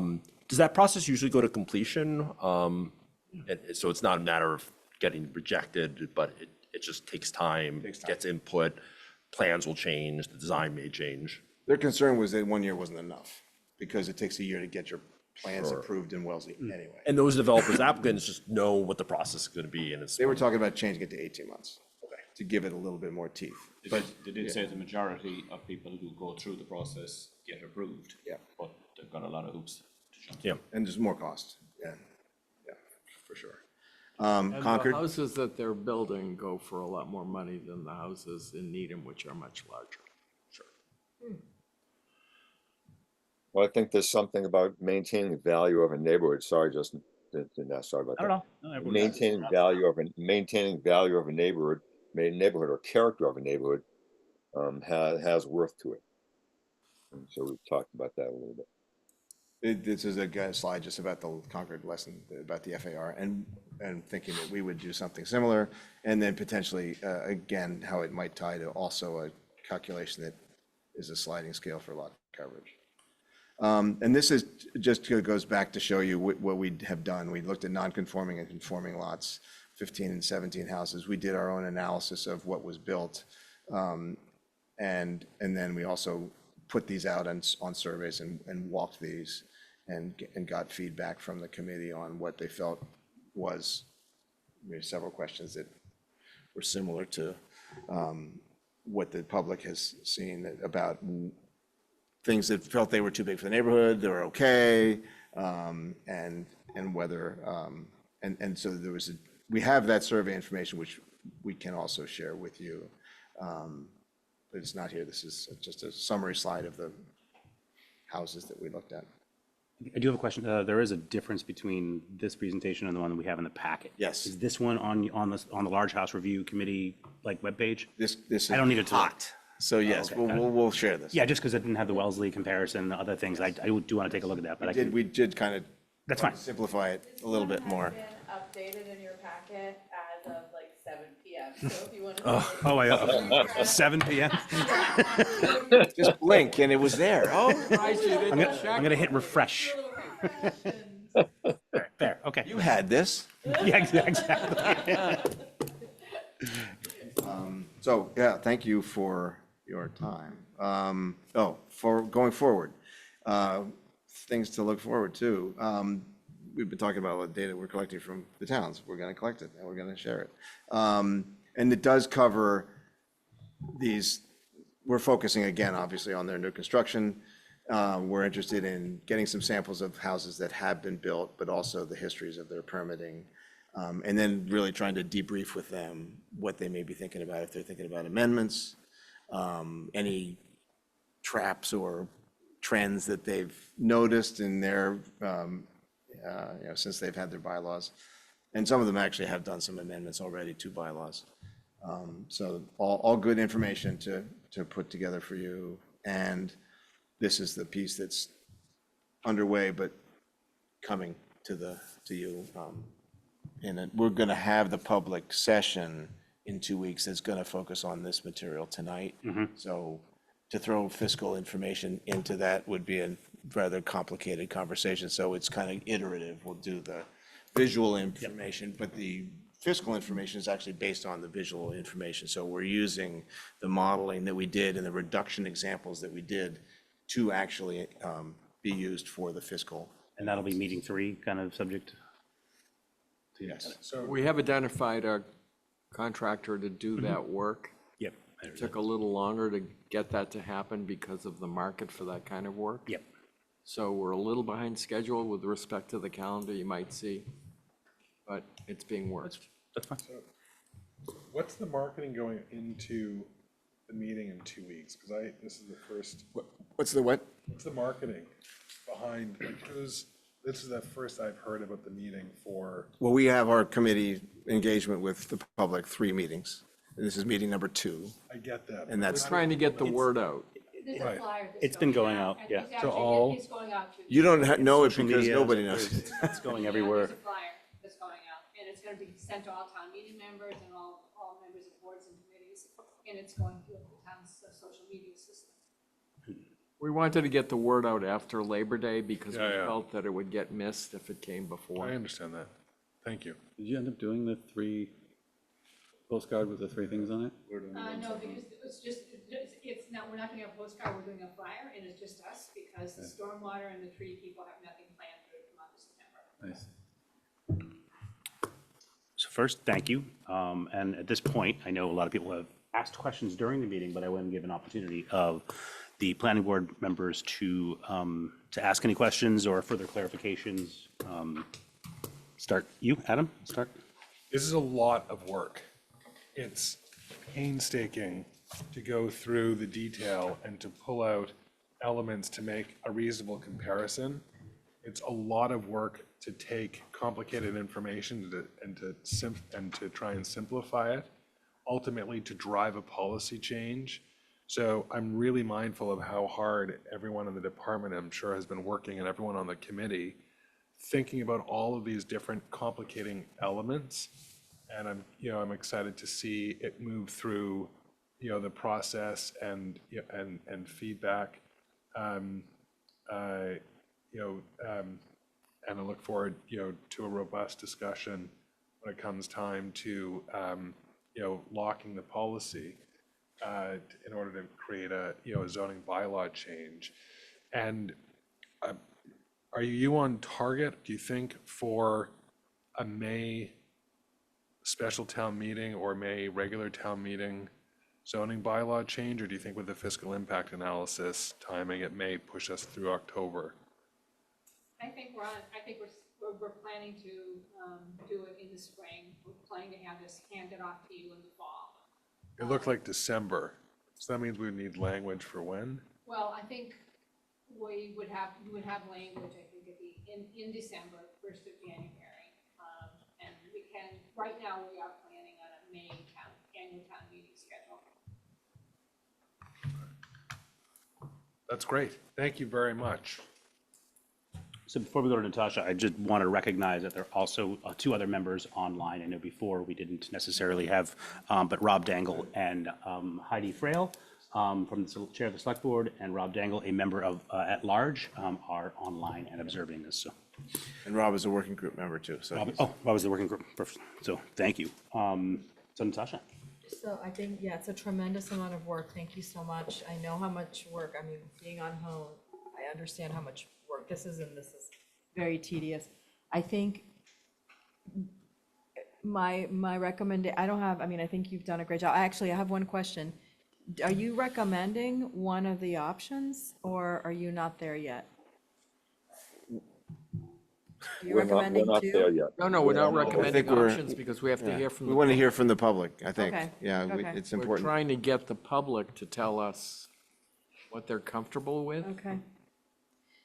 Okay, that's fine. So I think, I think it's going to actually take both meetings too. I think it's going to be visually looking at what these changes mean, and then fiscally, what's the impact? So right. we'll get some feedback, but then we're going to need to get more feedback. So my recommendation is that maybe you put all this information in a PDF online, but that you streamline all this information so that people can actually digest it, and you can, and I would put at the beginning, what is the goal of the meeting? The goal of the meeting is this, this, and this, and then do a couple, make the slides super, just 2 bullet points per slide, because you've done all the work, but I don't think you have to, if somebody wants to really look at the numbers, they can look at the numbers. But I think it's a little overwhelming, and you might not get the answers that you need. So for every meeting, because there's so much information, I think I would put what the goals of the meeting are, and at the end, go back and say, did we answer these goals? Otherwise, it's gonna be hard to go to the last meeting.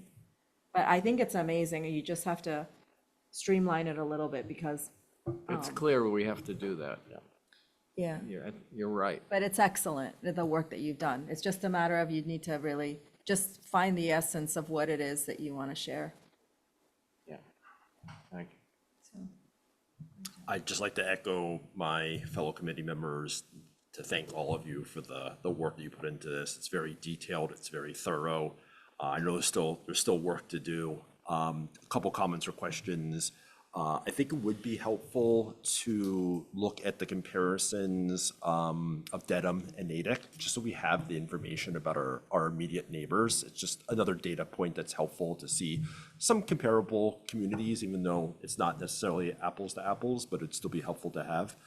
I'd also be curious to see on the survey results, if you do a follow-up survey to get input, and I know can't get 100% sort of recommittal on the people who responded, but the visuals. I'm curious to see what respondents think of the visuals. One of the first questions on the survey that I saw in the materials was just, is there a tear down issue in Needham? And I'd be curious if, even the third reduction, if that will satisfy people.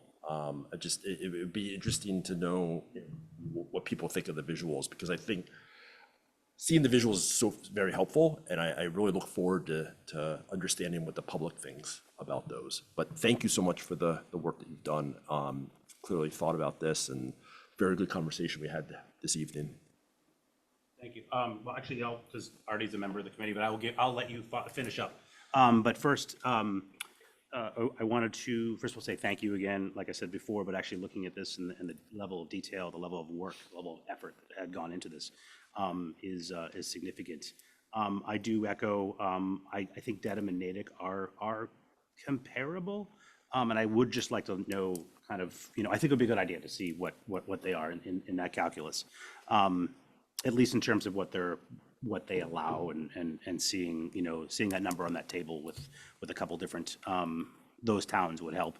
I do like the setback average concept, especially for some of these historical setbacks on some of those roads. However, that gets, put into this zoning bylaw. I don't know the right way, but I do agree with Natasha on a summary, an executive summary kind of, and then with like links. I think the renderings are amazing, and they tell a good picture. Eric's comment, when you took people's surveys, did you grab their emails? So you have their emails that we can then say, hey, can you follow up and I know we did that. No, we didn't. Okay. Oh, all right. I don't know if anyone, but maybe putting it out there in one of the sessions, having it ready to be another survey with the renderings, I think would go and kind of, yeah, good. I just want to put it out there that I did some work with a magazine company at one point that had professional research scientists, and they did surveys, professional survey.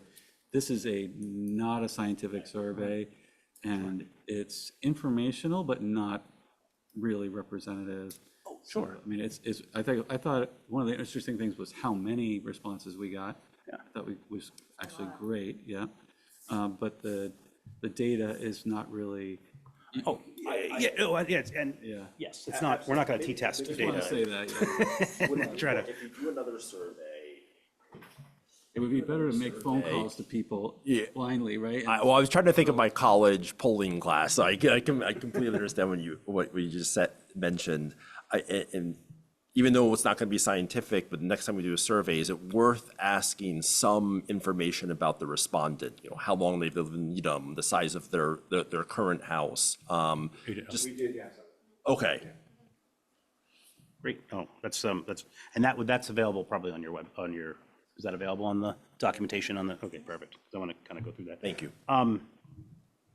Yeah, and so I think other than that, I think Adam covered. Yeah, no, I'm anxious to see how this second session goes. And then obviously the third with looking at the fiscal impact analysis. But at this point, I will pass over to Artie. For any comment based on your work, and thank you for being the planning board member, one of the two planning board members or designee of this process. Thank you, Justin. I appreciate it. And thank you, Justin, for taking over this meeting and managing the flow of conversations about this. Really appreciate it. So yeah, the work that we've done as the Large House Review Committee was very detailed, and having this working group was pulling this information together was we couldn't be here, even remotely be here, without the dedication of that working group. And so I thank them. I know there's Oscar, Paul, Ed, Bill, Heidi. Actually, Heidi's not on the working group, but thank you, Heidi, and Rob Dangle. And I forget who else is on the working group right now, but and thank you, Gene, for coming to this meeting, because it means a lot. And as far as, again, what the towns we're looking at, we definitely were being very careful to make sure that we looked at the correct towns. I understand that you're asking for something more, and I appreciate that. And we can, see what Lee and Alex, see what they can pull together for us. But we were looking at towns which really represented what Needham is, the demographics, the economics, value, how things were being sold, and who we are as a town. So I don't know what those other Needham and Natick would bring. I don't know right now, but I know that we were very careful to make sure that we were comparing apples to apples as much as possible. So again, thank you, team, for being here, and thank you, Justin, for helping taking over this meeting. Appreciate it. Thank you. Sure, I did want to just give an opportunity for Heidi or Rob, as you are members of the committee, if they wanted to speak, just raise your hand, just because the other members have been able to speak. So if not, we definitely thank you for your work on both the committee and Rob on the subcommittee. All right. So with that being said, I think, thank you. that was amazing. And I did get the 7 o'clock version, version 2. Thank you all very much. Thank you. And I hope I said thank you to Ed as well. I hope so. Gene, our appointee. Yes, thank you, Gene, for being the. I was on the 2017 committee. Yes. Oh, and thank you. Actually, I'll throw a thank you to Mark Lusing. He is the an unofficial advisor to the working group. So that made a big difference, having someone for the 2017 committee giving some. And plus, he's an architect, and so that helped. That made a big difference as well. So thank you to Mark Lusing. All right. Minutes. Did I see minutes in here? No. I did not see minutes. Okay. All right. So we can skip over that item.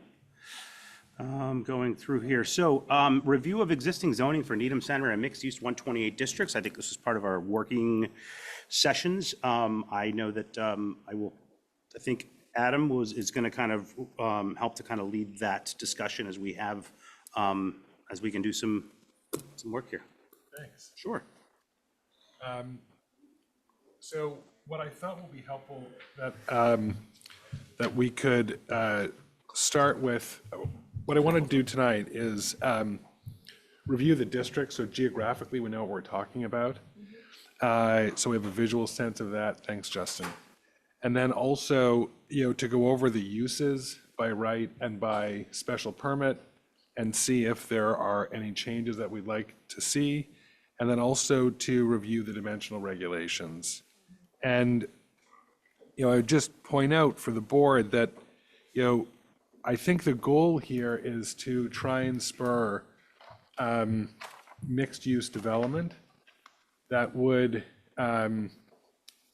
serve multiple other goals. First, we know from Facebook and from conversations with our peers in our community that there is some frustration with, the type of retail that we have.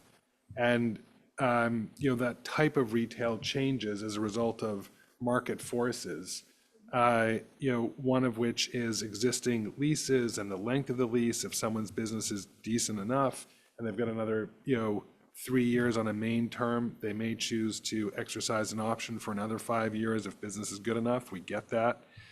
But we have to look beyond that term, beyond that period, and recognize that demographics are really the biggest market driver that affect change. And if there is greater demand, then by foot traffic, by increasing density in a thoughtful way, that it can also spur economic vitality and change over some of the uses. or not some of the uses, because uses would just really be residential, which are already allowed, but it might change over some of the types of retail that we have.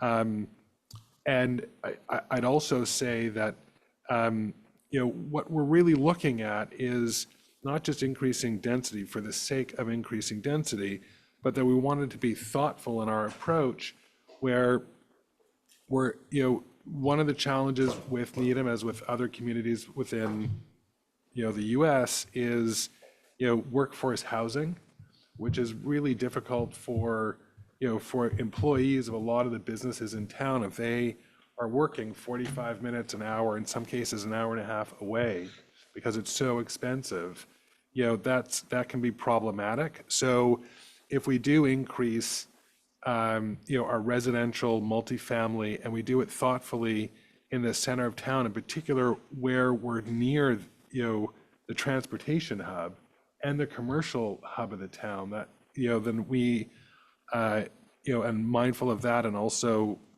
at the Heights. But for now, we're really focused, in Needham Center. And I think that there is, a real opportunity to affect meaningful change. We can also, by doing this thoughtfully, encourage more cars off the road, all of which is based on the fundamental concepts of the MBTA zoning that was initiated really by Governor Baker, and continued on and now enforced through the Healy administration. And I think those concepts remain strong. So what I'd like to do is, first, if we could, Alex, bring up the geographic boundary for the center and the center, for the center, and then the overlays. So Adam, I just still have the same question. Like, is the goal to be able to give recommendations in May, or? Well, I think. Like, what's the process? I'm just trying to figure out, like, what are the deadlines for, and I'm all for, changing things. I just need to understand, like, the big picture here is that we want to see if there's some low-hanging fruit and some other thing, and some feedback from the community to improve the zoning in the town center. Mm-hmm. And so the goal just of this, we're gonna look at it piece by piece, right? And we're gonna, the goal is to be able to go to the community with recommendations. I guess it depends on the timing and the frequency and our ability to do our work, but I mean, it's beginning of September now. Right. And I laid out in the work plan, like you suggested, I create, Yeah. a roadmap to get us to a point for, potentially for a May zoning bylaw change. Because I don't actually think that we need to change a lot. I think the fundamentals are already here. Okay. We can, but we'll figure that out. There's no set decree of when this happens. But if we can do our work and we can, spend our time smartly, I think we could affect some change for May. So with that in mind, the Center Business District, was this pulled from part of the Hone or MBTA? This was pulled Map? from the Needham Center planning study that was done. This is basically, So what's the boundary of the Needham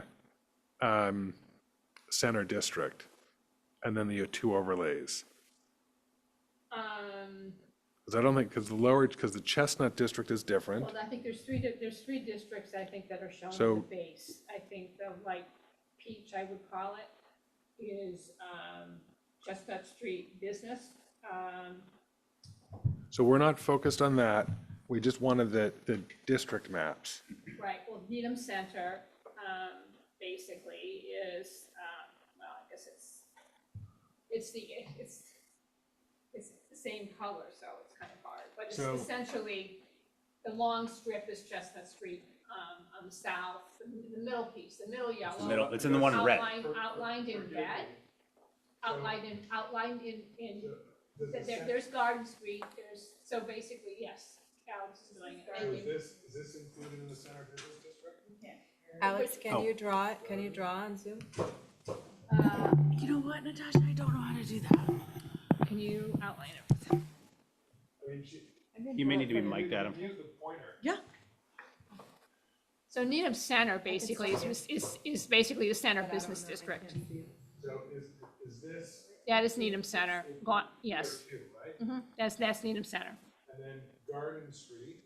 That is basically the Oh, Chestnut neat. Street Okay. Business District, and that's the Garden Street overlay on top of it. Okay, so I just want to be clear. And then the district to the south, which is essentially Chestnut Street and the lower Chestnut Street. I want to simplify this. So, Yeah, I didn't know. sorry, I just want to simplify this. We're not talking about Lower Chestnut, sorry, thank you. We're not talking about the medical overlay. We're not talking about Highland Avenue. Is the Garden Street section part of the dimensional regulations and the zoning for Needham Center? It's a No. different district. No, So we're not talking about that geography. So to Artie's point, and Artie, do you remember you were wondering about a certain stretch? Were you thinking of Garden Street? Oh, it's Chapel. It was Chapel. Adam, I was talking about Chapel, Adam. Thank Just you for- just okay. include that because that's part of great. it. Yeah. Right. So what I wanted to do is look at the district that we're focusing on. Are we able to pull up that map? we have a zoning map. Yeah, We don't have a map that basically just shows you that singular district. We don't have have a zoning map which we We have a zoning map that has even more information on it, which I can pull up. It's on the internet. Mr. Chair, Mr. Chair, may I talk? Yeah, you're the chair. Well, no, Justin, well, I mean, I want Justin to kind of. 1 second.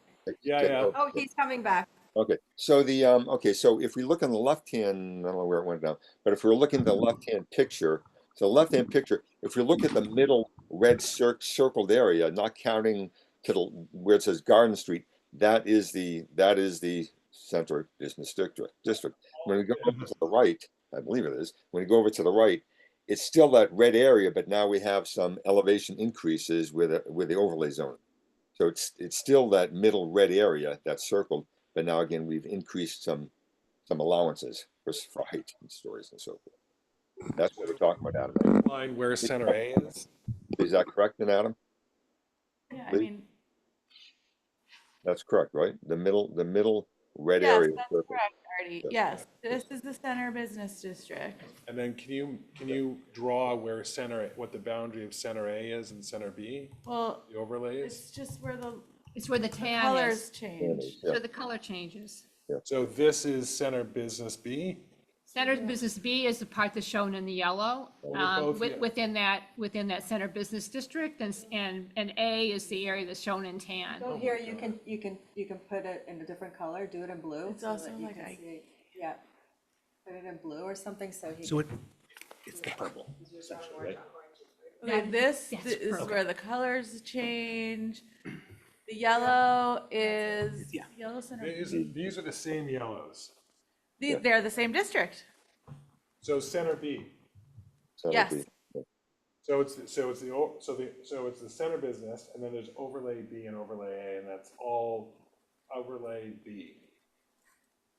The Center Business Yes. District has two overlays in it. Center has a B and an A, and the distinction essentially is the height that's allowed within those two districts. So immediately around Town Hall is the Center District B, which basically has a lower height profile. 2+1, right?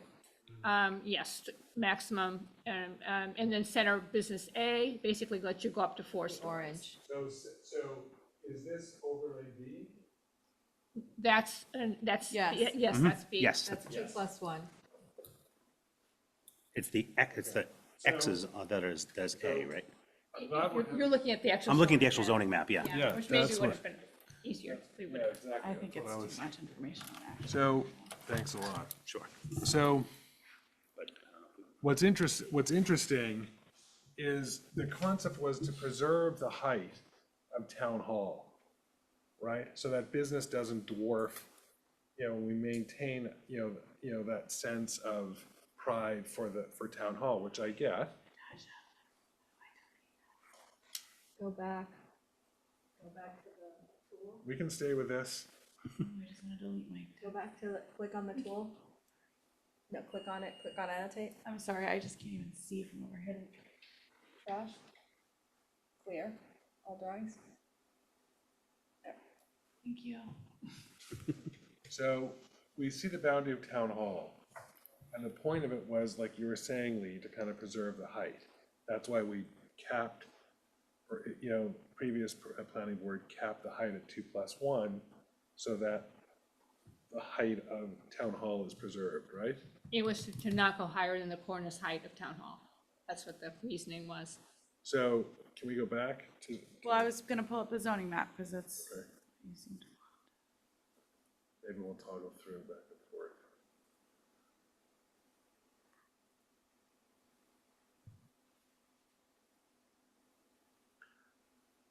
What's interesting is that the other image that you had up,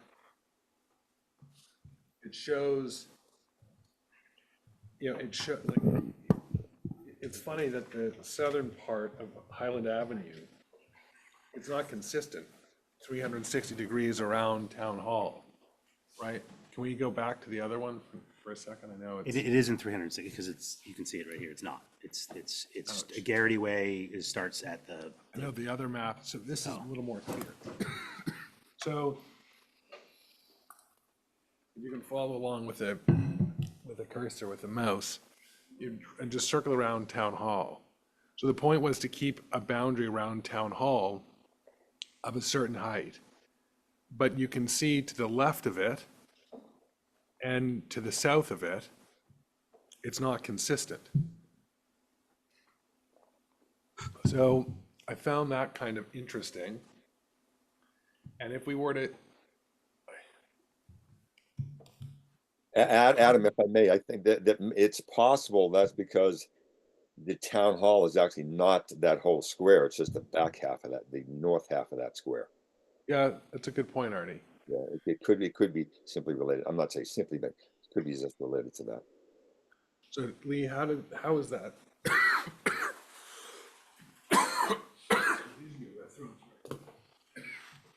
How did you arrive at that?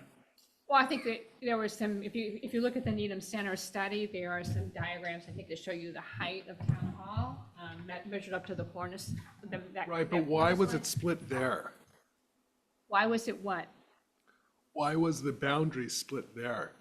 Can you go back to the other? are you talking about this boundary, Artie? I mean, Artie, sorry. It's Are you hard. talking Can we about, go back to the other image, please? Yeah. I think in the immediate vicinity of the town hall, they wanted to keep the height lower at the 3 stories, and the greater height was basically gonna allowed for a very narrow strip along Great Plain So Avenue. why was the split made here and not here, or not here? The greater height is allowed on the south side. It's off. But also here and here. Well, that's where the common is, not the town hall. I understand town hall, the structure's back there. But I'm wondering, like, you were part of the, Well, it was basically to allow the greater height along Great Plain Avenue. I think it was felt that Great Plain Avenue was wide enough that it could accommodate some height along its edge on both sides of the street, but that along that area. so that's kind of where I'm getting at. So Needham Center Fine Wines and Liquors and Sovereign Bank can be a higher profile. So that section, yes, but when you go farther up Chapel, no. Yeah, no, that's what I mean. It's Exactly. it's gonna be properties here. So I think, so we're just focused on the center district and the overlays and trying to have dimensional regulations that, that could achieve the goals that we're looking to, to set out. So one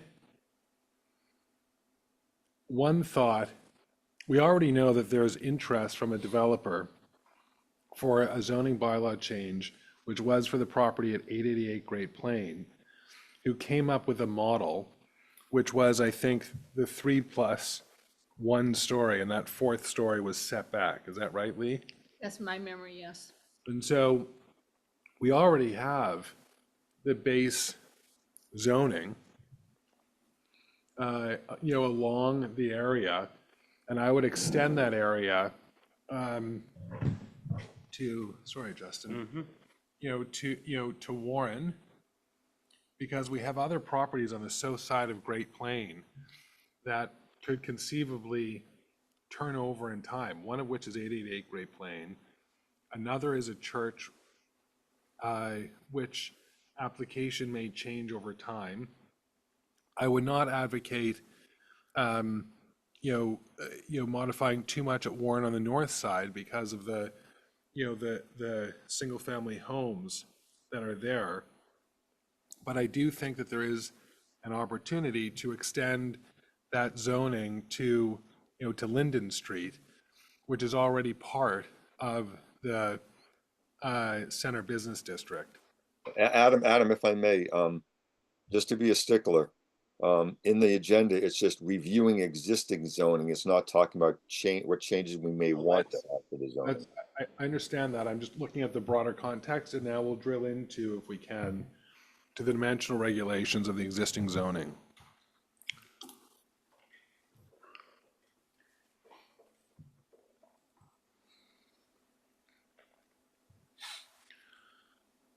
Are you able to pull that up?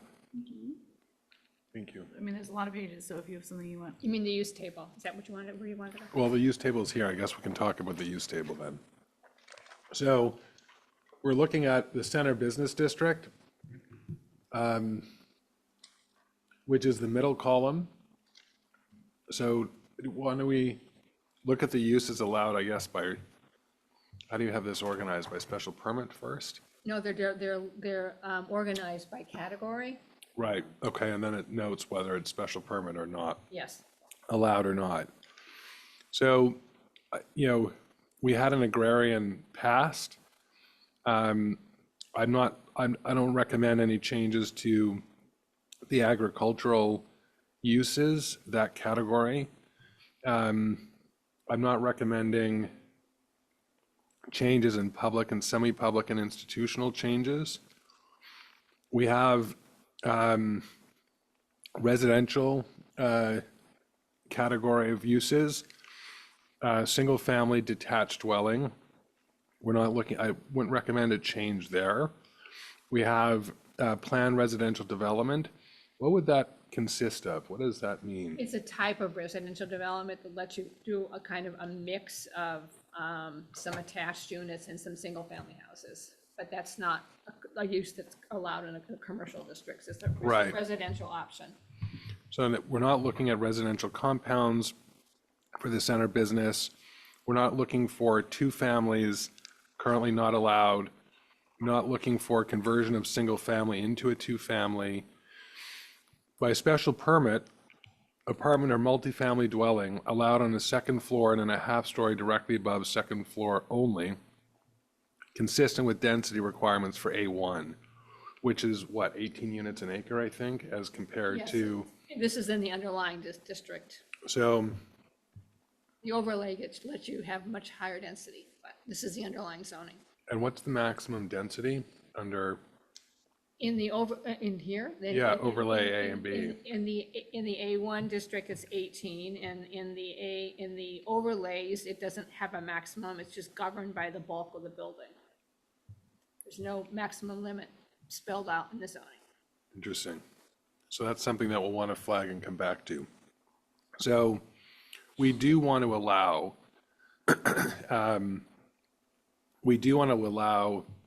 multifamily, but I think here we want to modify the use more specifically and call it out as mixed use to allow for apartments or multifamily, above commercial. And commercial could be either office or it could be, retail, or, retail including restaurants. And, that's an area that we may, that we would consider a use change. Well, that's, this underlying zoning that you're talking about Mm-hmm. here already allows multifamily to be built on top of commercial by special Right, permit. but to a limit. 18 units per acre. Right, as in- opposed to, for instance, 50 units an acre, which is something that we may want to consider changing. I see. So it would not be to the density standard of A1, it would be to a different standard. And by right, not by special permit. The use of owner-occupied structures and elderly housing, so this is not allowed currently. I don't know that we would want to modify that change. I mean, that condition, we're not talking about boarding houses, so that would seem to remain no. There are business uses, so retail, of 10,000 square feet or more. That's interesting. So Aldi, I think, has, and Eric, you may have a little more market knowledge than the rest of us. Trader Joe's is an example, I think, is give or take 10,000 square feet. I don't know, is Aldi's square foot generally smaller than that? It's pretty But close not to it. much. Not much, it's pretty close.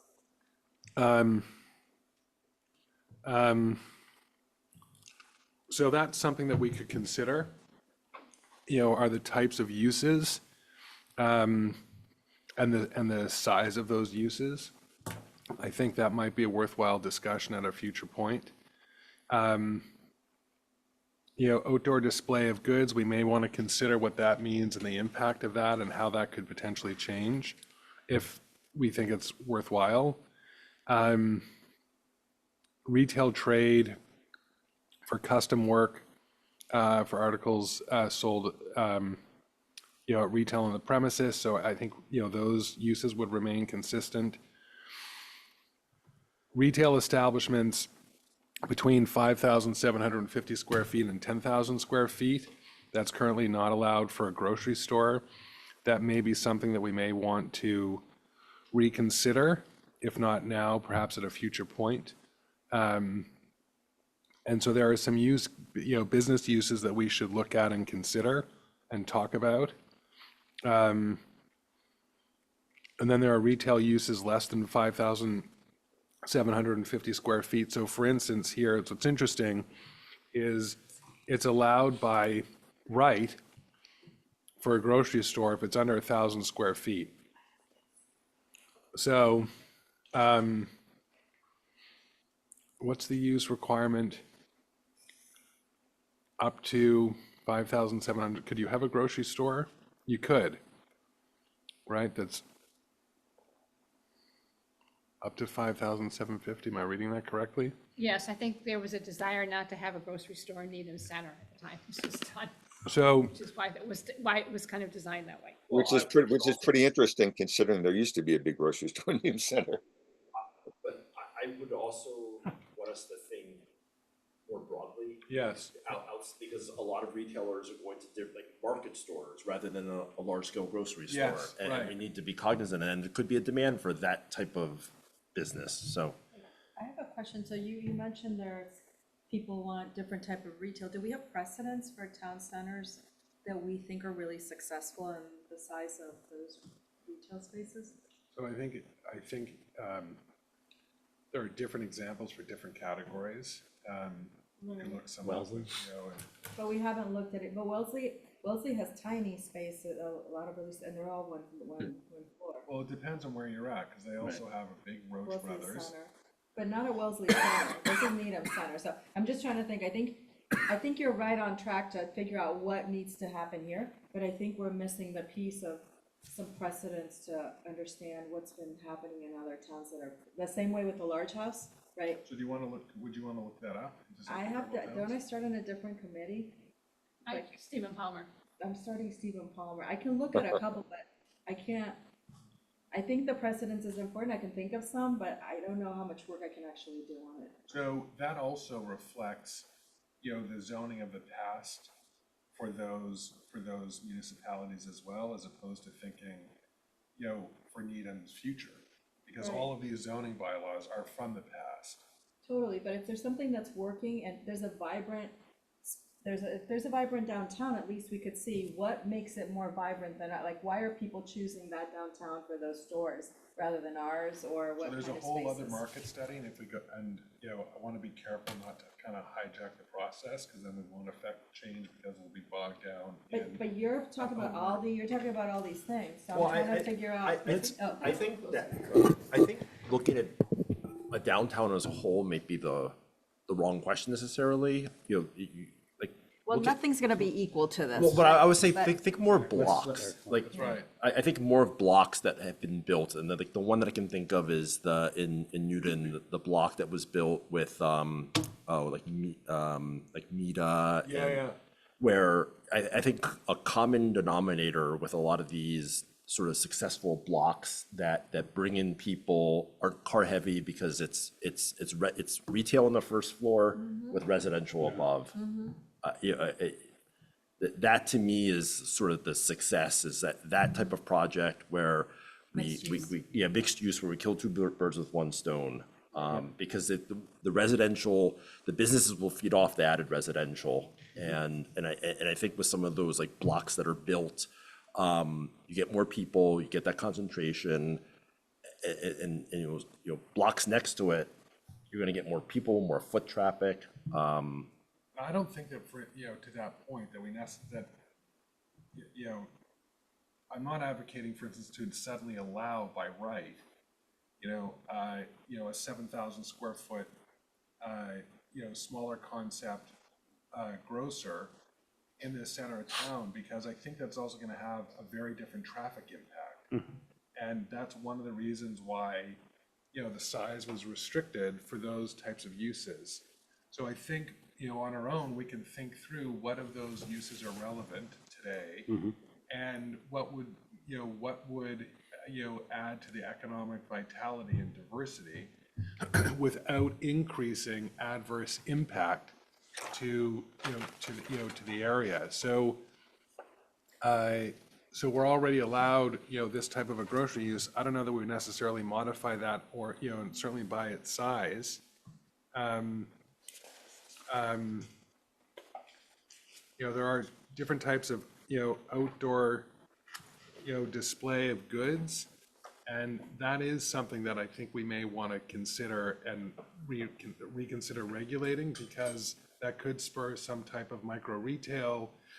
You know, I kind of think of something like the, you know, the farmer's market or something. And, you know, I wouldn't want to restrict the opportunity that can come from a courtyard style development, you know, where maybe, you know, within the property itself, there may be some, you know, a record store that's, you know, that has, or clothing store that may want to display some merchandise, not the whole, you know, no one's going to want to have an outdoor store, but they want to have some outdoor display. That's an opportunity, I think, for us to consider. You know, manufacturing, you know, we're talking about someone maybe, you know, customizing blinds or shades, or, you know, drapes and so on, curtains and, you know, pillows and so on. Like, we have that great store. I'm suddenly drawing a blank on, is it on Chapel or is it on Highland? It's near Tin Rabbit. store? There's an upholstery store. You know, that, I don't know if that's regarded as, I guess they don't do their cutting and sewing on site, Lee? I don't Well, think so. Vita Needles on the second floor opposite Sweet Basil's, for example, I believe they actually do some manufacturing up there, I believe. Yeah, they do it there. So that's, you know, and that's allowed, you know, that's allowed by right, so that's great. You know, office use totaling more than 20,000 square feet. So we do have office space on the second floor in the center of town. That might be something, you know, that might be an opportunity for us to reconsider, because. Adam, Yeah. forgive me for this, because I know we wanted to get into good conversation about this, and so please forgive me on this one, but the agenda said we're just going to review, we're not going to get into discussions as far as what we want to change. I'm not proposing any changes, Artie. I'm just No, identifying. I understand, but we are discussing, categories. but we're discussing what types of things might be good, what types of things might not be good. And We're so reviewing no, the no one, uses. and no one in the public knows we're actually going to be discussing things which we might want to change and what might be going on there. That is a very distinct difference between review and not review. So again, so it's not on there, Adam. Okay, so we'll continue reviewing the uses. So there are, office space is currently allowed up to 20,000 square feet. Smaller office is allowed, all of this is allowed by right. We have this, we've seen this provision sometimes, craft, consumer, professional, or commercial services establishment dealing directly with the general public and not enumerated elsewhere. It's like a catch-all use. This is, I think, how some dental offices may have been granted, in the center of town, which was an innovative, interpretation of that provision of use. So I don't know if that's something that we'll, we want to review. Interesting that theaters, which obviously, Needham had before, a theater in the center of town, that's by special permit. And, I think that part of the reason for a special permit use for that category is because of the traffic that can bring. Electronic games and amusement arcades are not allowed. I'd like to see us, as we review the uses, to consider some opportunities within each of these categories, which we'll talk about at a future meeting. Bowling alleys are not allowed, and yet we do have a bowling alley in the center of town. Pre-existing non-conforming. And that's why it's allowed. So is that something that we may want to actually just allow either by right or by special permit, depending on the impact, traffic impact and so on. And then we have additional uses, gym type uses, fitness uses, some that are allowed by right, some that are allowed by special permit, some, and I think that again depends on the intensity of, the type of use. All of these, I think, are things that we should consider, reviewing and focusing on. I think the rest is self-explanatory. There's laundry by special permit. We're not looking at a car wash in the center of town, lumber or fuel establishments, and junkyards in the center of town, heliports, hotels, and so on. Then we have, additional food uses, restaurant uses, take in and eat out. I think we want to, and these are all special permit, and some communities do restaurants by special permit and some do it by right. And what's the reason for allowing some by right and some by special permit? Well, I think in Needham, they wanted to control these land uses.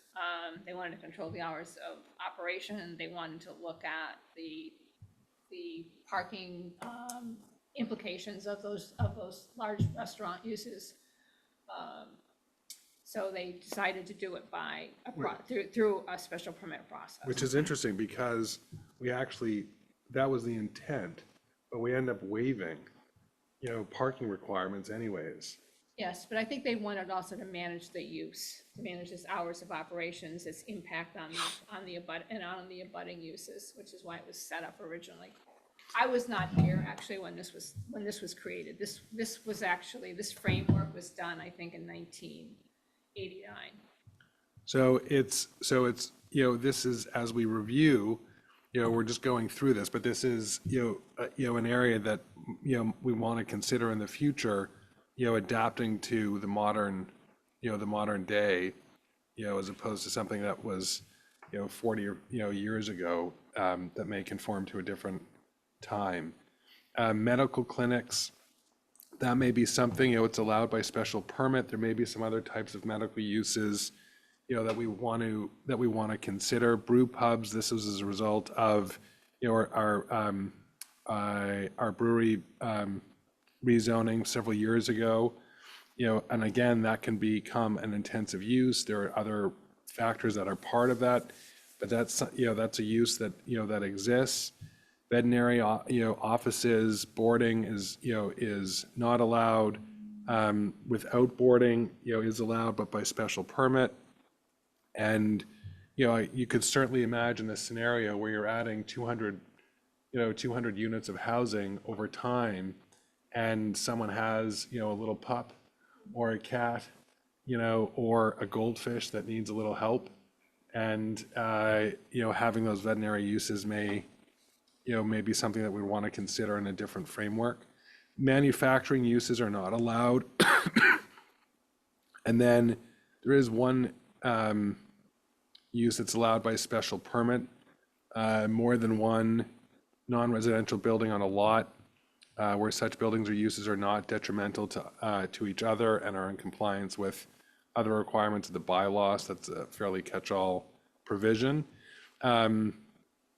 Municipal uses, you know, are allowed in the center of town, which makes sense. Then there are a number of accessory uses, you know, which are not allowed, and then some which are allowed by special permit, and some that are allowed with other restrictions. So I think, you know, these are things, there are some uses that we may want to update in the future as part of, you know, a future zoning bylaw change. So that's the review of the existing uses. And then if we go through, Alex, to the dimensional regulations, there are other regulations that, you know, that also control and other provisions of our bylaw. But do we have a chart? I thought we saw a chart. Oh, Alex, I think he's talking about the chart at the beginning of the center business thing.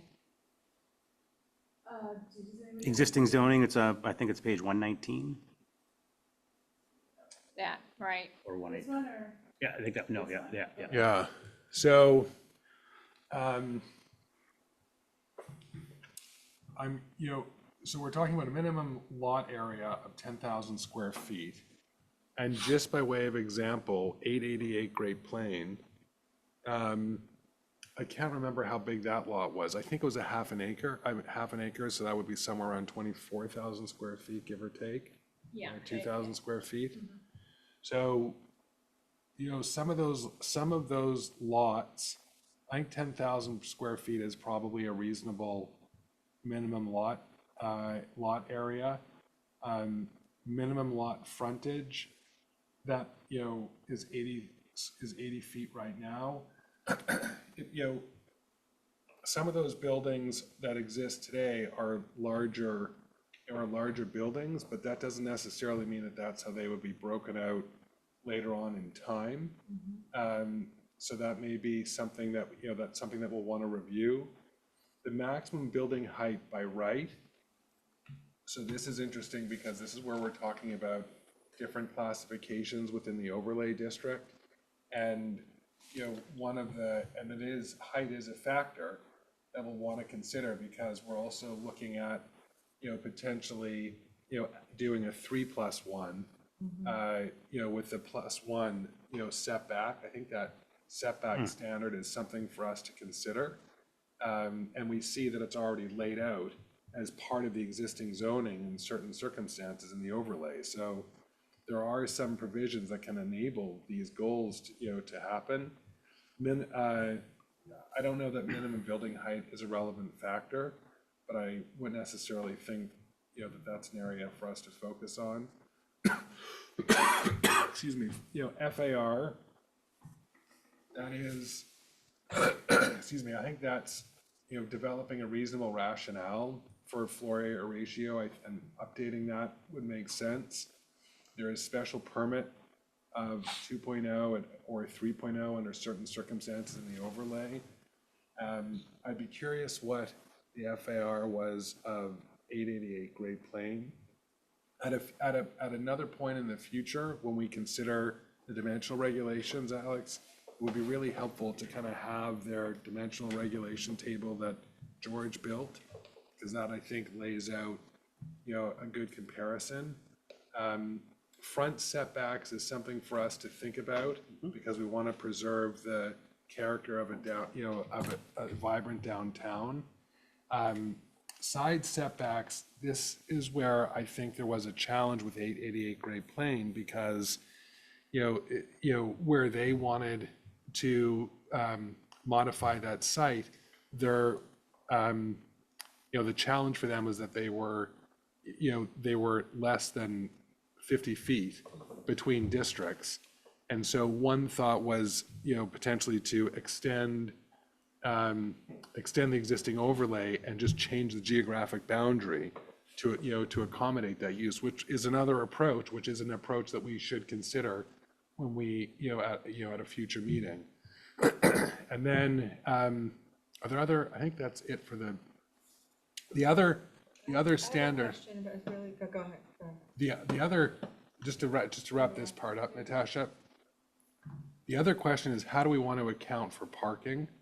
And I think in the spirit of trying to get more cars off the road and to make it public transportation, promote public transportation to promote getting cars off the road, which is better for a number of things, I think we want to, consider the standard, at a future meeting. We can see what the standard is now. We often waive, we waive a lot of parking anyways. So we want to consider that, and it'll be helpful to, consider that as part of a broader, parking discussion in which the planning board is already undergoing. Natasha, that was the comment that I had on dimensional. So I have a question. There's it seems like there's the use, there's the map, there's the use, there's the dimensionals for FAR, like there are different dimensions, and then there's parking. Do you want us to review it before we come to the next meeting, like maybe use and come with some thoughts? Because I think it's hard, there's so much information that maybe we can just break it into pieces and everybody comes in and we can, the same way we discuss meeting notes or that we discuss decisions or something. Give us homework, and then when we're here, we can just tackle that particular piece. So I think that's great. So going back to that work plan that you wanted me to prepare, I think that, the next, so we wanted tonight as a first step to just, review the existing conditions and to identify some opportunities. That's, when we review this, the next step was, we'd like to try and bring in some members of the local business community that can talk about some of these uses that may be relevant or irrelevant, and dimensional regulations that may be relevant or irrelevant. And we're not going to be able to get everyone into a meeting at one meeting. So that would happen over a period of, probably 2, maybe 3 meetings. Part of that would be landlords and tenants and brokers. That would be the mix of people that we'd want to meet with. And if we met with people and had a 25-minute, 30-minute discussion, and we had, 4 or 5 people, 5 people at most, I think, we did that for 2 meetings. I think that would be a representative sample and give us a lot to think about. And also I'd want to have, as part of that work plan, an opportunity for residents. So I'd want to kind of promote something on Facebook and some of the residents around Warren and Pickering and Maple and the center of town and town meeting members, and and to invite them to a public discussion. It wouldn't probably be here, it might be maybe at town hall, and that would be one of the public forums. And then at And a this is all in subsequent your meeting. work plan that you're sharing with us. Okay. And then another, yeah, It might be helpful when we invite business owners, and might go to Natasha's point, maybe invite some people who have left Needham Center and who have gone to other towns, other municipalities. I think of Tina as a great example. Tina, So, the person who has the chocolate shop who went to Wellesley. Ron, Why'd they go? Yeah. What was successful about the location they moved to? it's a great idea. So I'll make a note.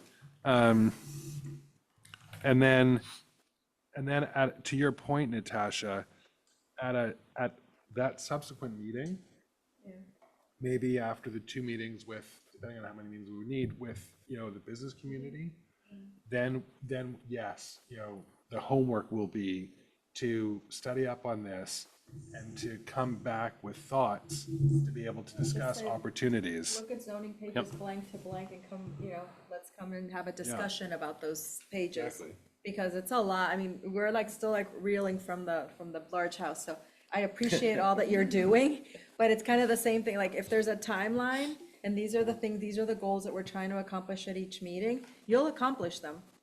If you give us a little bit of homework and then we can look at it and then we can have a conversation, because it's hard to have a conversation because I haven't really digested it and I don't know what the pieces That's why I laid are. this out systematically. So we weren't gonna Okay. get into a debate tonight on the dimensionals.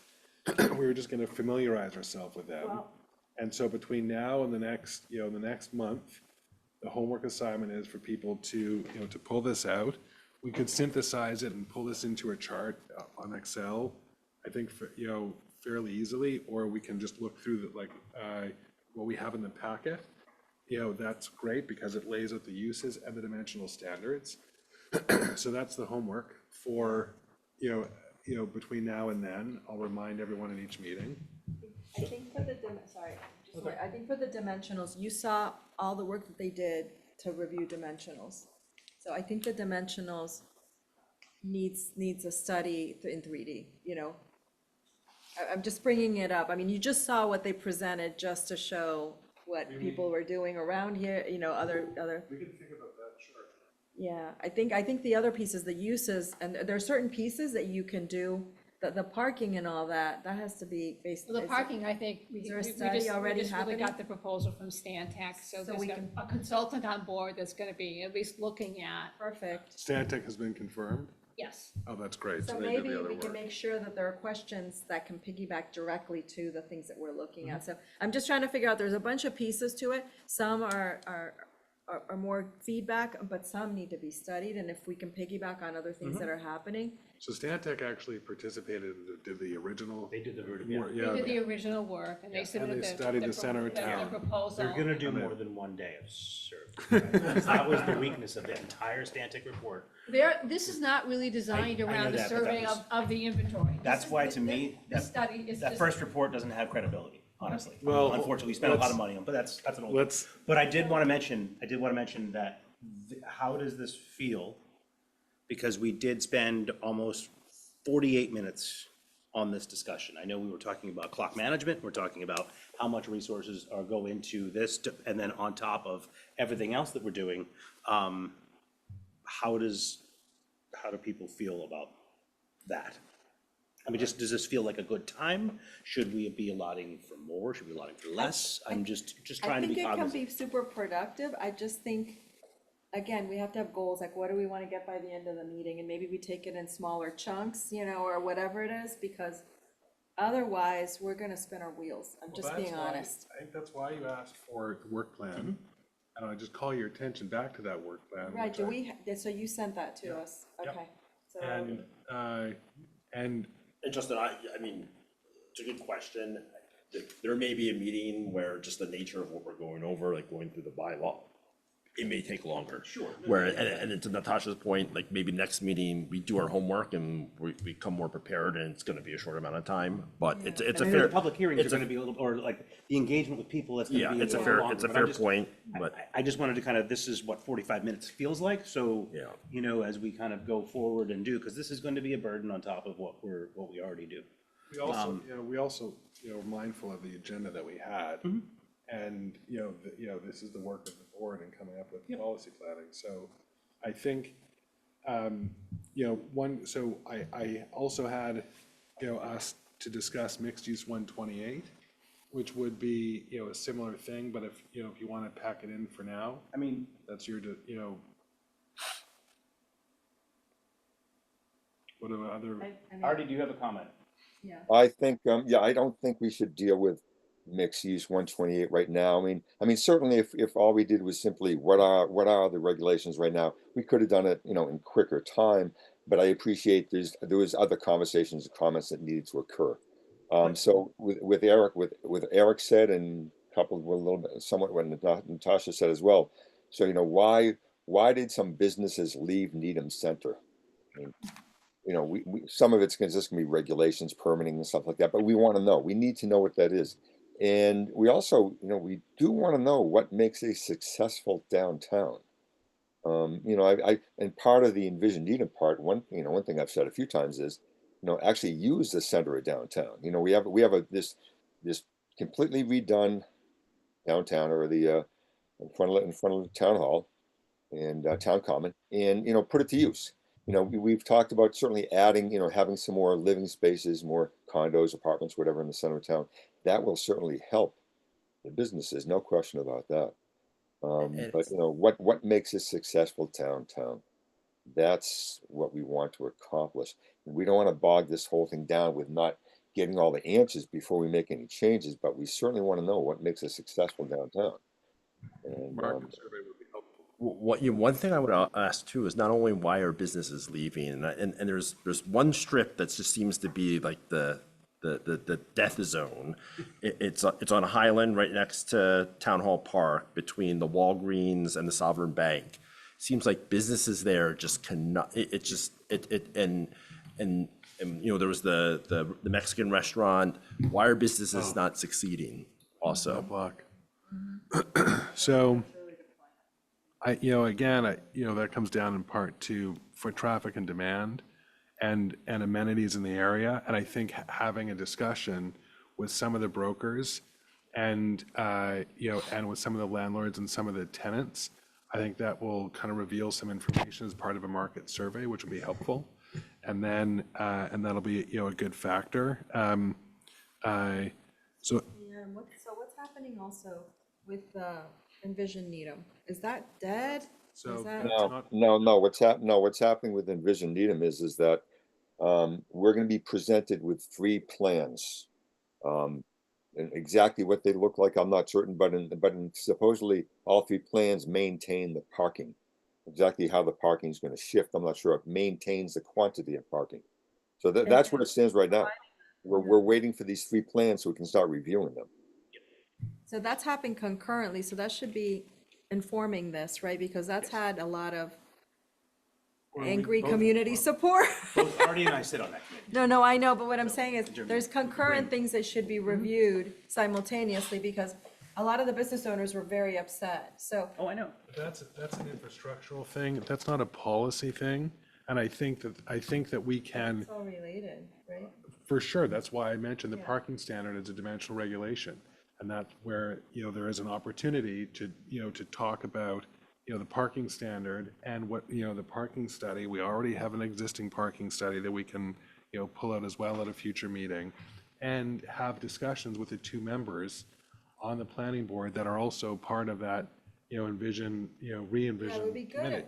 That would be good maybe for one of these meetings, is for them to give us a feedback of like, where does the process stand and what is it? But were there other things, also other reports that were done for downtown? I know there were different things that were happening downtown. But it was all based on the infrastructure and the road network and the, pedestrian traffic and bicycle traffic. That's what's that's what it was. There's Mobility Planning and Coordination Committee, which is doing a lot of that, spearheading a lot of that. That's also something that has an avenue into this process Right. through myself.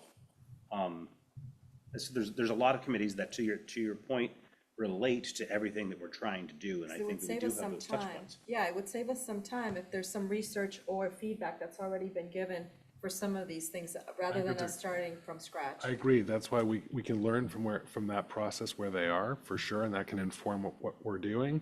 I don't think we need to halt what we're doing. I think we can stay on the work No, I'm plan. not saying halt, but if somebody could put together a list of with the links, and we can just go look at them too and say, okay, this is all the work that's been done. These are all the community meetings. This has been the feedback. And then we start from there rather than starting from scratch. Great. So, I think basically instead of 128, and to point, we kind of like went through that table. I think that we can all individually go through the table on Right. 128. You know what I mean? And look at some of the use cases and look at some of the dimensional requirements. I don't know if this Excel or this sheet is in here, is it? no, but it's. No, but, okay, so yeah. There was yes, it also, is, there was also 128, a presentation, Justin, there was also a Yep. presentation of mixed use 128. See if I can find that presentation somehow. Alex sent us a It was link. an envisioning thing that, went off, went off in many different directions. Maybe something could be pulled from that. Maybe Of something. a multitude of studies that have been done, including some visualization, which is part of the impetus to actually lift that off, the desk, off the bookshelf, and actually breathe some life into it. And so at a future meeting, hopefully next meeting, what I'd like to see us do is that we meet for 35, maybe 40 minutes with, with a number of residents, with a number of, brokers, tenants and landlords. And we may have 2 of those meetings or so, depending on, timing and so on and other factors on the agenda. And then also at the next meeting, if the chair indulges, that we would have, a half an hour of, discussion of reviewing the existing zoning bylaw, the dimensional regulations and so on, and the uses. And the homework, Natasha, would be to do, for everybody to do, to review in the bylaw. And maybe Alex, you might be able to send in a snippet like you did on this. I think you already have it actually for mixed use 128 because it was on the agenda tonight. It's already in there. How do, Maps and design. do you want to provide some names to Alex and so they can get invitations? Yeah, I'll So do that we that. can- Everybody, Or Alex and- the public hearing on 100 West is Yeah. planned for our next planning board meeting. Right, and what else is on that agenda? I don't think anything else. So we have certainly an opportunity, because if that goes an hour, planning board meetings aren't typically over at 8. And, we could have a lively discussion until 9 or 9:30 with this and with mixed use 128 and do the planning work. Well, I mean, if we're gonna have landlords, landlords, realtors and so forth come in order, to have them talk, question and answers with them, but then also discuss what we've done as, quote, our homework, looking like what thoughts we have and what we're seeing, but then also further discuss, further discussion. I mean, we're starting to get a little tight. Certainly discuss mixed use 128. We're starting to push the, heading towards 10 o'clock, and I don't know how far we want to go. So in terms of clock management, if the hearing is an hour, that gets you from 7 to 8.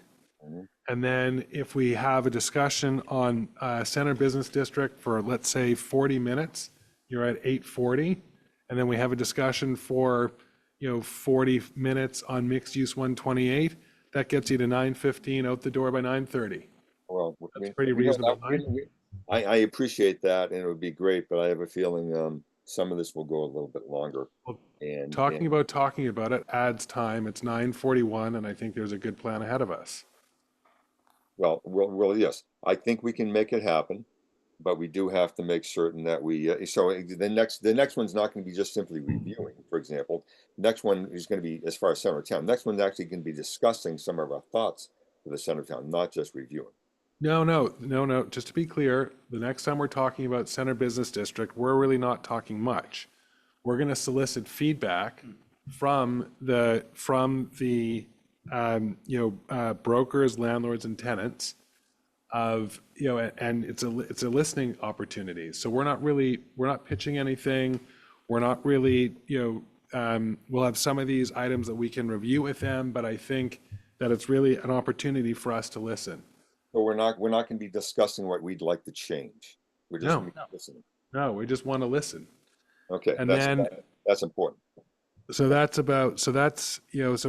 for clock management, we're out the door certainly by 10 o'clock, between looking at these 3 things. So if you're okay with that, that's what I would propose.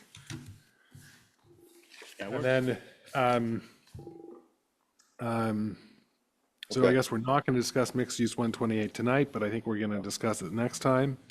So back over. I think people can take a look at, the spreadsheet and the use cases. So it's, I think going through those use cases and actually being able to say. Use table. Sorry, yes. And so to your point, Natasha, for homework, for our next Look meet, at for the our use next table meeting, and come back with some ideas. on mixed use 128, it's already in our packet. We already have For the it. mixed use 128 or for the sun? Just for the Both sun- are in our for packet both? tonight. Right, but do you want us to look at both? I think it would be helpful to, to be, certainly for mixed use 128, and I think it would be helpful to have ease of reference and some familiarity with it when we're discussing with the brokers for Center Business District. You're gonna pinpoint the invitees? Yeah, Okay. yeah, I'll need some help with that, because you know the landlords, like, for instance, No, I don't. well, I think the department does, like, you know, Hartney Graymont, I'm sorry, not Hartney Graymont, but what's, is it Mr. Graymont that owns where, you know, where Katie Klein's business is, like, I mean, they're not, I would go to the assessor's database and I would That's just, what we would do. you know, and get, Sure. list I of. mean, it's Hefferman's, Cats, Hefferman's Citibank area, Cats, Harvey's area. Tell us what building owners Sure. you want us to identify. yeah, I'll do that, Tenants, yeah, you know, for sure. so, yeah, you'll have to. You have to let give us a know. list of what you want included. Yep, I think that's great. I'll do that. Okay, All right. sounds Okay. good. What about the report from, do you have anything to report? I have a question. I've got a couple things to report, but I actually have a question that I need an answer from you and some direction on. And that is that the Rice Barn is looking at a new restaurant going in that facility. And that existing restaurant has 102 seats. And they're talking about a new restaurant with a total of 110, and they want 60 outdoor seats, which is going to trigger an additional parking waiver. So basically, they're talking about having an additional 68 seats at that facility. So my question to you. Where would is- the outdoor seats, where would the outdoor seats be? I haven't seen any plans. I just had a question. I had a question from George Genta Jr., who's doing who's working with the new owner about whether a parking study is going to be required. And had it just been a straight, you know, conversion from a restaurant of 100 seats to a restaurant of 100 seats, you know, comparable hours of operation, I would have said no. But in this case, they're actually adding 68 parking spaces, or no, 68 68 seats. of which though only 8 are internal, right? So it's going from 102 to 110. You But put they them on are- the train They are tracks? talking about 60 outdoor. Probably a combination of So my inside and question is back. Maybe it'll be a roof deck, Justin. But It'll be they a are roof deck. seasonal. So my What's that? question to It'll you be a roof is, deck, Justin. what direction do I give him? Do you want to see a parking study or not? Because he's doing the planning on this. My opinion, I mean, we don't, yes. I mean, for that, an increase of that much, understanding it's seasonal. But that certainly affects, I mean, I know obviously in the most of the summer, the census goes down, but whatever, well, let the parking study show that. You know what I mean? Let the data show that. I think that's just my opinion. I don't, you know. I'd be curious to see where he's talking about for these additional seatings. Well, obviously, if he's proposing that, he would put that in the project plan. I think Yeah. right now the But- question is, you know, what are we? They're- gonna he's just trying to require figure out- of him showing that there's adequate Right. parking. I think this is I mean, Adam, do you have a? You know, it's a trick because, you know, we waive a lot for everyone else, and there must be some kind of a standard application. But having said that, you know, a 66% increase in capacity, I think, is beyond what we have before. And I think that it behooves him on that basis alone to show us a plan and, you know, including, you know, site circulation and parking. And then we have something in front of us that we can discuss and react to. Well, I think he's going to just be asking for waivers. I don't think they have to be on-site parking. Do they own the alley in between, or is that Needham, the one that's like They that? don't own the alley, that's. No, so that they couldn't put seats there, so they don't. I'm just trying to figure. So Yeah. where are they putting all those seats? I don't know. We need a plan. I just got a phone call, we just got Yeah, an we- email from George, and I thought, well, I'm gonna see the Yeah. planning board tonight. Yeah, and I he- have no site plan, I don't have no If specific. he asks for a waiver, that's fine, and we can consider that. But then we have some Questions about actually. capacity. Well, no, then we have some data to suggest that we can just give a waiver and get away with it. You know what I mean? If he needs to do that. I think we start with, we need a plan, and so we have something to react to. True. Yeah. True. I'd love to see where this. Well, the plan will be part of the application. It's just whether will a parking study be part of the application as well? Oh, yes. Yes.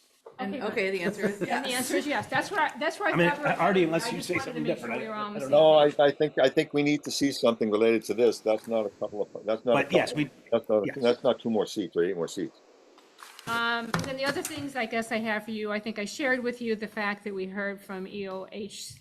Yep. EOHLC, I can never. Yes, great news. Yes, great news, so we're. That we're was great.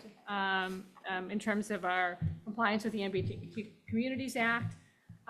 We received a proposal, I think, from Stantec to do the parking study for us. And we're in the process of getting a contract signed on that, and I'll share with you a copy of their proposal. I think it's really well done. And then lastly, I just wanted to bring to your attention, we heard from Gabby, who's doing the coordination with the tree committee.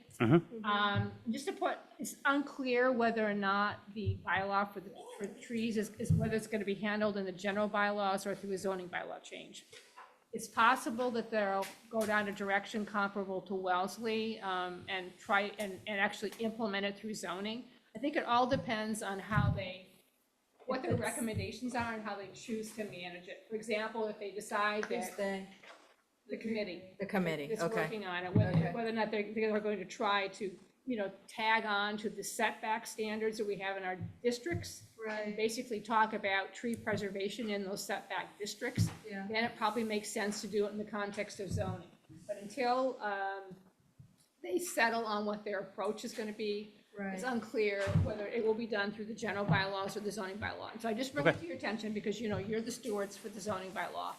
And those changes would come through this board, and we would probably be more involved than were it being done through a general bylaw. Would we be giving a recommendation to the zoning board, or would it be part of the site plan review for the planning board? I'm not sure how they're gonna, that piece of it, I don't know. The question is whether or not the regulatory framework, whether it would be incorporated into zoning or whether it would be done through a general bylaw. Okay. That would be interesting. All right. So I just wanted to put it out. There's some, I think, 4 items of what do we call it? Trying to finish the meeting. Correspondence, yes. Do you think so? So Bob Smart's notes for ADU bylaw, dated August 12th, 2025. There was a Needham Observer article for what is now 629, 661 Highland Ave, which will be 633 Highland Ave with the medical office project. Then there is a David Ruksha's email to the planning board with regards to the 663 Highland Ave project, as well as a letter, looks like from the planner from Wellesley with regards to Wellesley. Do you know why this one was in here? It's response to project eligibility request for the planning department will compile, this is Wellesley.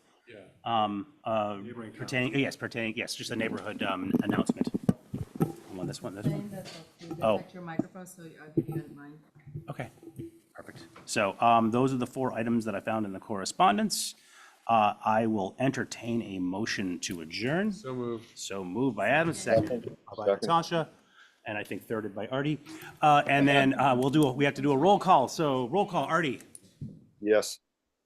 All right. Aye. Aye. Aye. Chair votes aye. All right, we have all. Thank you. We are adjourned. We are adjourned. Enjoy your holiday, Artie. I don't need to sign. Thanks, guys. Thanks.